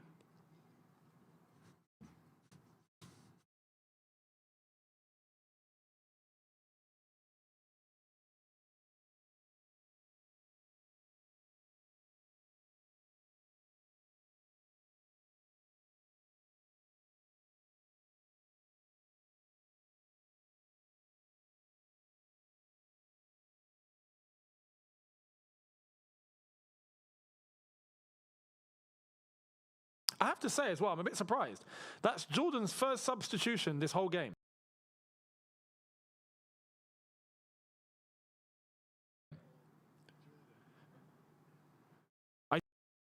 Couldn't get the goal difference required to get second, so we're eliminated. And FIFA then changed the rules to ensure that both games kicked off at the same time to avoid the same thing happening again. So there might be some old scores to settle there between Algeria and Austria in the final round of group games. Argentina going through as group winners if it stays this way. Here go Algeria, Mazza bursting through challenges inside the penalty area as we're back underway. First touch of the ball for Musa, just inside the box, wants the corner and won't win the corner. Good defending from Abu Taha, and Jordan have this goal kick. And Rachel Corsie, former Scotland international, alongside. Very interesting 12 minutes or so lie ahead, because whilst a point keeps Jordan in it, it does mean they will have to get something, and more than likely a win against Argentina, which is not ideal. No, certainly not easy to do. That said, I think we will see chances before the game's out, and I wouldn't rule out that Jordan will get at least one of those. He's handled this game very effectively, I think. Defensively good, not giving up too many opportunities, and certainly carried a threat going forward. If Algeria get another one and win this game, it is the end of Jordan's tournament. They will be eliminated, having lost to Austria in the first round of matches. If they were to lose to Algeria, they would not be able to finish any higher than fourth. 11 minutes to play. Algeria continue to monopolise possession. Pass out to this near side, the right, where Belgali waits, receives, angles the ball backwards of square to quarterback-in-chief Nabil Bentaleb. Ball through a little gap, two gaps. Lovely football this from Algeria, and the right foot shot from the new man Musa is deflected wide, and Jordan, defending for their lives, concede another corner. Yeah, he's been lively, Musa, since he's come on. He's got quick feet. Does well there. He's inside the penalty area, fairly central. Good little rotation. It's Belgali who's down the outside. Reverses it back to him. Good snapshot. Al Arab does well. Gets in the way. Algeria scored from their last corner. Mahrez to Ben Bouali for 1-1. No Mahrez on the field, so his replacement Musa will take this corner. Ben Bouali, the obvious target. It goes towards him again. Goalkeeper punches effectively. Abu Layla cleared the penalty area. Ait Nouri picks up the loose ball on the left to Mazza, drops the shoulder with his right boot, gets away from two Jordan players. Then the Cruyff turn. Ambitious, too ambitious. Hits the floor in frustration. He was never getting that free kick, and Jordan have this goal kick with 10 minutes to play. It remains 1-1. Just too tight there. I think the option is to use the pass underneath. He goes for the Cruyff. It's a nice turn. Ball's already out of play by the time that what could have been a foul ends up actually being conceded. Lots of activity in the penalty area from that corner, with several players holding, and given how officious the referee has been for those in those situations, mainly prior to the deliveries coming in, somewhat of a surprise he didn't blow someone up for that. Jordan putting pressure on Belgali, who does win the ball. Lovely little flick now down the line. Algeria moving it nicely down their right wing. Musa ponytailed, step over, right hand edge of the penalty area, tries one flick too many, and off Al Rawada last, much to his annoyance, and Algeria have yet another corner, their 8th of the game. Again, it's Musa. Good feet work. Really determined, though, to play on his left. Probably needed to shift that onto his right foot. Another Algeria corner. This time the referee does have a few words with those stationed inside the penalty area. Right arm pointing. Seems happy enough. Assistant referee on this near side preventing Musa taking the corner. Now he steps away and Musa is ready. Delivers to the front post. It's loose inside the penalty area and turned in. Algeria from behind now lead against Jordan, and Amin Gwidi gets the final touch to send the Algeria supporters into raptures. They have been far from their best, but that could be a crucial goal in this World Cup. Jordan 1, Algeria 2. Well, it's a scrappy goal, but Guidi's first to react inside the 6-yard box. There's a whole host of players go up for the initial delivery. Again, really good quality. Musa now has replaced Mahrez in the delivery front. No change in terms of the standard of ball that's coming into the box. Do really well to compete. I think, well, there's a shade of offside, and they'll look at this really closely. Ooh. There certainly is. Amin Gwidi, who came from the back post to turn in. It takes a couple of deflections on its way in, but yeah, you're right, Rachel. From that original replay that we saw, Gwiri is very, very tight. I think they'll need to be certain if it's, I think it's Bensebaini who heads the ball on, but they'll need to check that it's definitely him and it doesn't come off a Jordan header initially. I think it is him that rises highest, gets the first contact, and as he nods it down. I mean, this is why we touched earlier in the first goal, Jordan have nobody on the post, so the last line of defence is along that 6-yard line, or a yard inside that 6-yard box. Everybody in that position attacks the ball. So, all eyes on referee Slavko Vincic, who is in discussion with those in VAR, which includes Jared Gillett from the Premier League. They're looking to see if the final contact came off a Jordan head or an Algerian head. The first touch is definitely off an Algerian head, and then it takes a couple of ricochets off a couple of Jordan defenders. And what has the referee given here? Bensebaini. The goal is confirmed. He has given the goal, and Algeria do lead. Guidi's 11th goal for his country stands, and Algeria are in front. And no doubt, Rachel, we'll see the graphic before too long, and when we do see it, I imagine it'll be very tight. Well, I think they've decided that it comes off a Jordan player, which I think is hugely unfortunate. It's definitely Bensebaini who wins the first header. He knocks it onto, it's hard to tell exactly which Jordan player it does come off. Potentially it's Abu Dahab. And as it breaks, Guiri just sort of shifts his hips to get his foot up and round the ball. It's not the cleanest of finishes. It finds its way into the back of the net. I find that one tough to understand. Yeah, we will see the VAR verdict in due course. Changes, meanwhile, for both nations. I mean, Guiri's final act of the game was to score that second goal. He's being replaced, and Zinedine Belaid is coming on, centre-back for a striker, so Algeria's intentions are very clear. We've also seen Ryan Aït-Nouri withdrawn. Here comes the... Well, he was onside. His left arm is offside, or his left hand is offside. But you can't score with that, so the goal is given. Wow. Tight. Very tight. Yeah. Aït-Nouri is off, and Joan Hadjam is on in his place, the young boys left back. So that's like for like at left back for Algeria. And there were a couple of Jordanian changes as well. Ali Azeza is on, the Al-Shabaab right winger, German-born, sharp finisher, played the last couple of minutes against Austria. He's on for Musa Al-Tamari, and also on the field, Mohamed Abu Hashish,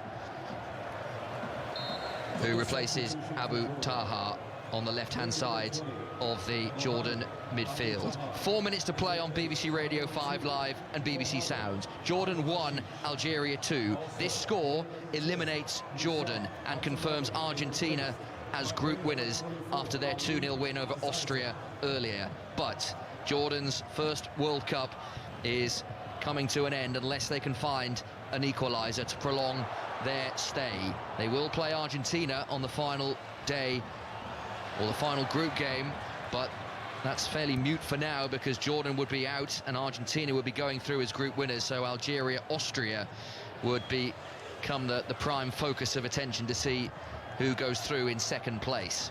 Long ball forward for Algeria, who have spent the majority of the second half inside the Jordan half. They've dominated the ball. They've had double the attempts, 16 to Jordan's 8.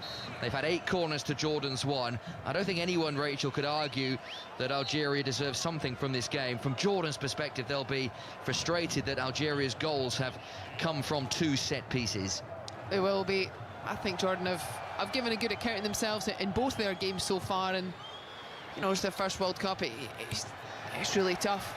We know it's tough to get points on the board, and as you say, to lose on set pieces when defensively you've been so good in open play does also feel very frustrating, but they've only themselves to blame for that. This was a very difficult group for the World Cup debutants with the mighty Argentina. Austria, very capable side.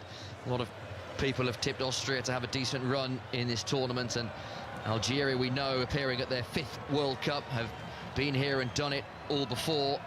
Algeria, who are looking to make it through to the knockout stage. They've only progressed out of the group once in their 4 previous World Cup appearances, that in 2014. They lost to eventual winners Germany after extra time, so they had a good tournament. Musa taking the ball toward the corner flag here. Algeria very much in time-wasting mode, and they win another corner as we tick into the 89th minute. A minute and a bit to play in San Francisco. Jordan 1, Algeria 2. How ambitious will Jordan be? Ambitious will Algeria be here? I think there's, well, looks like they're going to deliver. I wonder if they just keep it in that corner. There's 2 players, 3 in the box. Only 3 in the box, and it's hit one of them, then flicked to the back post. There's one of the others. It was Ibrahim Mazza arriving at the back post, trying to prod it goalwards. It was cleared off the line, and Jordan lived to fight another minute of this game. Running out of time now as we tick into the final minute. Jordan 1, Algeria 2. Jordan are heading out if it stays this way, and they won't improve that situation with Esen Haddad's ball straight out of play. His right winger had vacated that position, and it is an Algeria throw. It was the flick-on header from Belaid, and it was a good save from Abu Leila with his feet to deny Mazza. It's a fantastic save. Again, unbelievable to think so many players back for Jordan. Just defend the set piece properly. How can you only have 3 attackers and 2 of those 3 end up getting the only 2 contacts? Jordan still have hope with 30 seconds of normal time to play, but given that hydration break and several substitutions, it'll be 5 minutes minimum, you fancy, for them to find an equaliser and salvage their World Cup. A draw would keep them in it for now. A ball hit long. They have to go long now, Jordan, towards the edge of the Algeria penalty area, towards Al Rashdan, whose goal in the first half gave Jordan the lead, but 2 Algeria goals from corners. Ben Bouali and Guidi have the African side securing their first points of the World Cup. Ben Sabaini is clearly fouled in the heart of the midfield.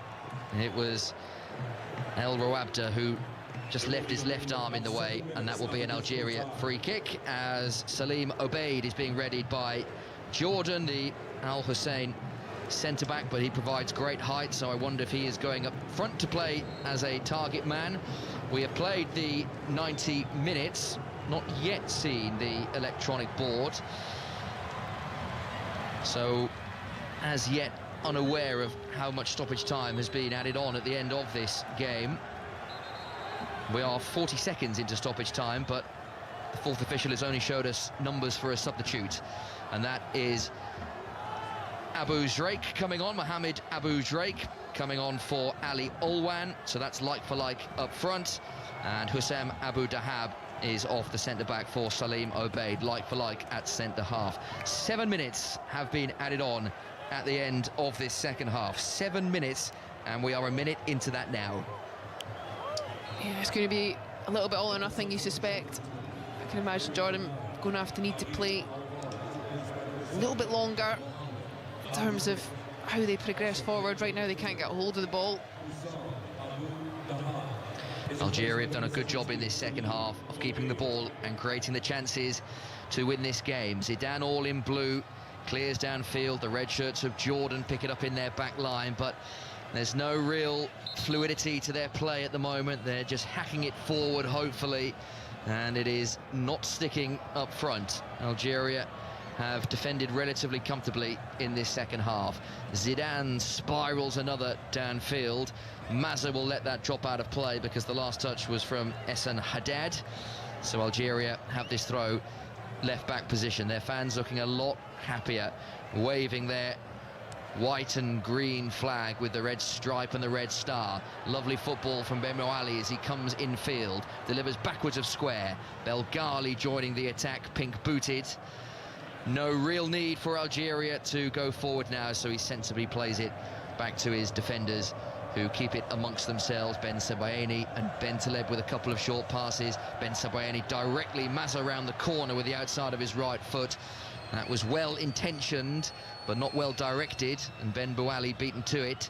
Jordan with a lovely flicked header. Still opportunities for the red shirts to break here. They need an equaliser, otherwise they are eliminated from the World Cup. Ball played in field. Al Rashdan, who scored the Jordanian goal, gets it back on the right-hand edge of the penalty area. Now sets off towards the byline. It was a very lone journey, and in the end it was an incorrect journey. He was better off playing that into the box. Didn't manage it, and Algeria have this goal kick with 4 minutes of added on time to play. Yeah, should have delivered. I think initially there was an opportunity, chose to pass back to Al Rashdan, and then why he chose to go to the byline. He was in a good area, just in the pin of the corner of the penalty box. Just bend one in there. Jordan in the centre of their own midfield. That's an accurately hit pass to this near side, the left, but the control didn't quite match the quality of the pass from Al Fakuri. Jordan do win this throw, and they take it quickly. Now, time is of the essence. Speed is important, but they are just not connecting with these forward passes, and another one is errantly hit down the inside left channel. Head coach Jamal Salami turns away, rueful look on his face. The ball forward needs to be hit with better quality than that if Jordan are to find this equaliser, and unless something changes, Algeria, their World Cup will be alive and well, and Jordan will be eliminated. Yeah, and in some ways, you know, I don't think they've been particularly great in the final third, but what they have done is apply pressure, played with a better intensity. I think Bentaleb's made a difference, a lot more measured, a lot more control in that central area. Moussa and Chaibi have, Maza and Chaibi have been allowed to just be a bit more dynamic, go forward, play with a bit more freedom, and I think that's helped them. Algeria, who have kept just one clean sheet in 14 World Cup matches, now 15 World Cup matches. You feel that that area of the pitch will have to improve as they make their way through this World Cup.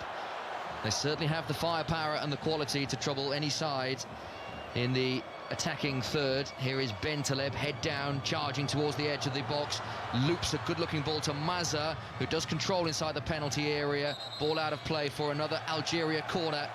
Maza's had a good game in his second half, turns to the crowd, G's them up, they respond. Algeria corner, and we are into the final 2 minutes of stoppage time now. Yeah, and just, again, good play. He's really dynamic, Maza, really tricky. He does flow, he's difficult to kind of pick up. He doesn't stay central too often, tries to play off the shoulder.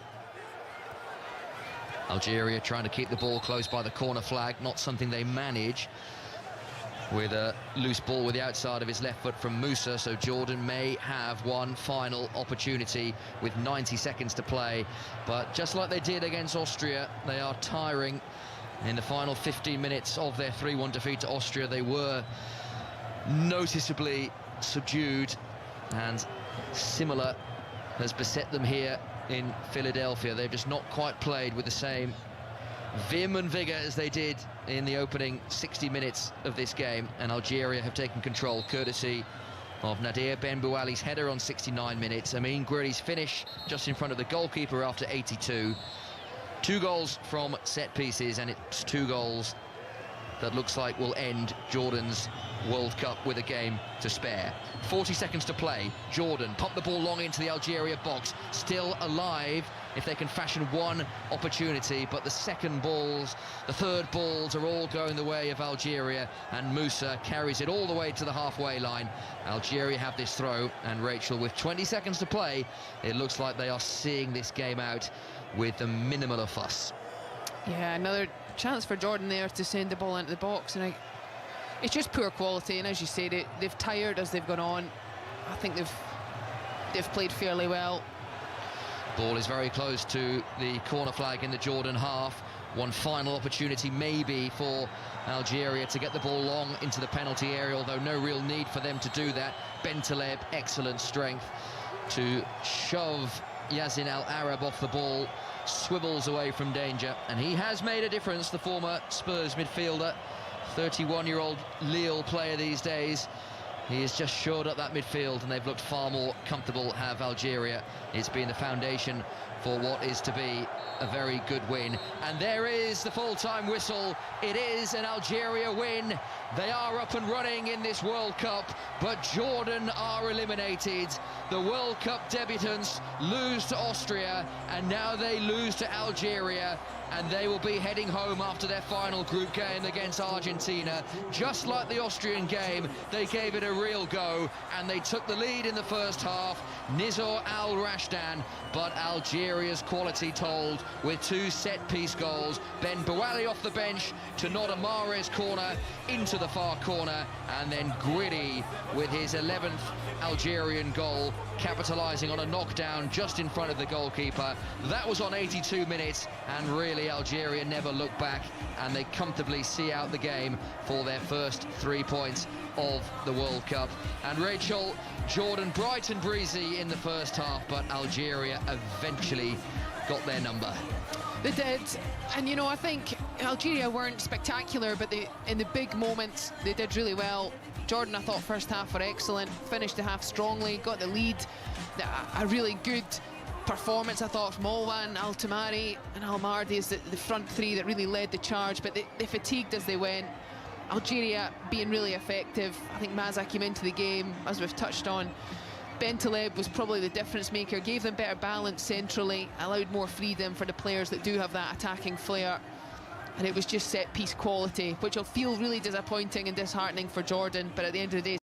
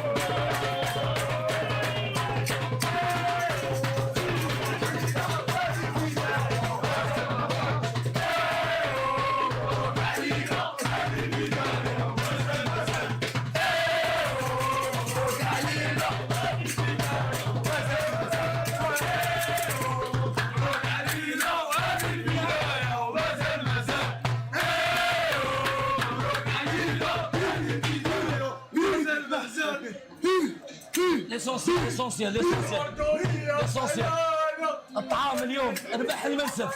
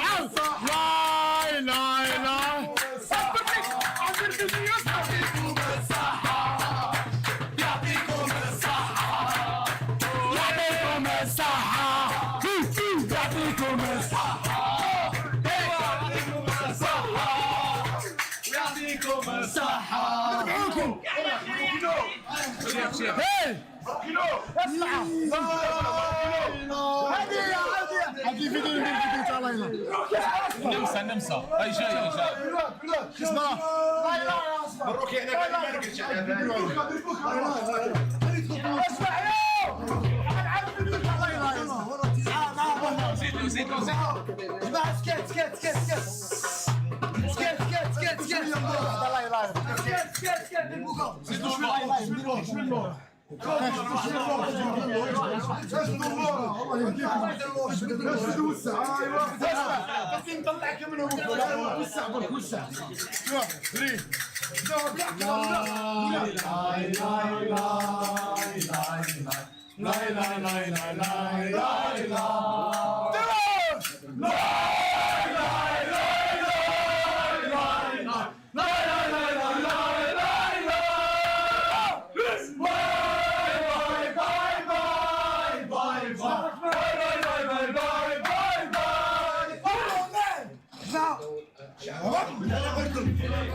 Viva l'Algérie! 1, 2, 3!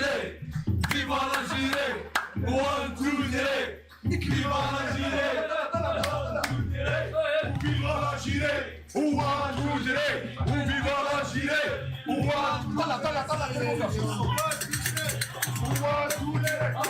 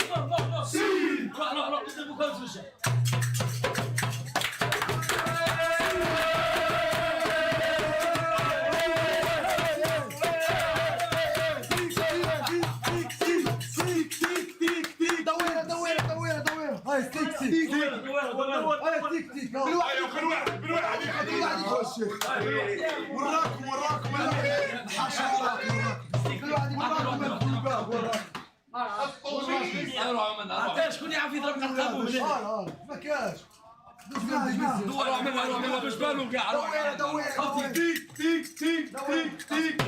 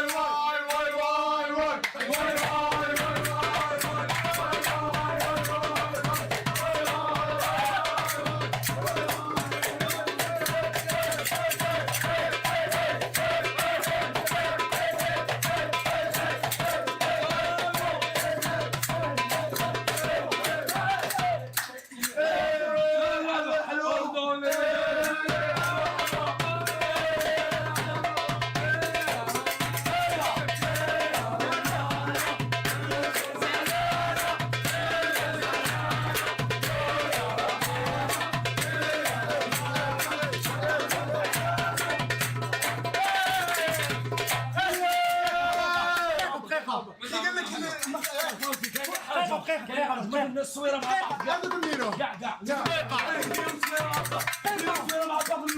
عندي سؤال. اي واحد اردني ما يحلقش وما يحلقش مش راجل مش زلمه. اسمع حلق اللاح يا حلق اللاح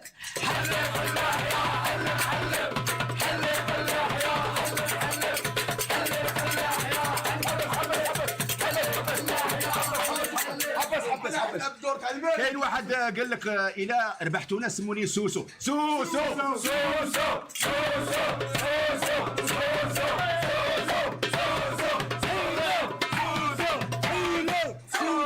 المهم اليوم الطعام ربح المنسف. اليوم الطعام ربح المنسف. المهم صحات الناس اللي صارت على جنب باش نخسروا سمحونا.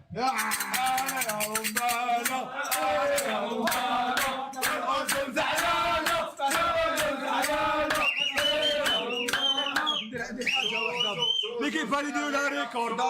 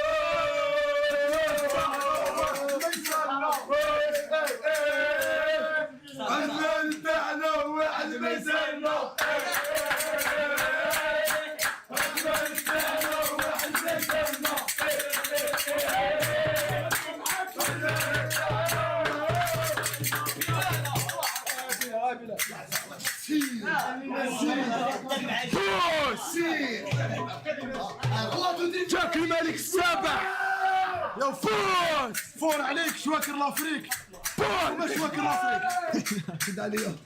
يا فور عليك شواكر لافريك. يا فور عليك شواكر لافريك. بالله غادي يديرها ريكورد.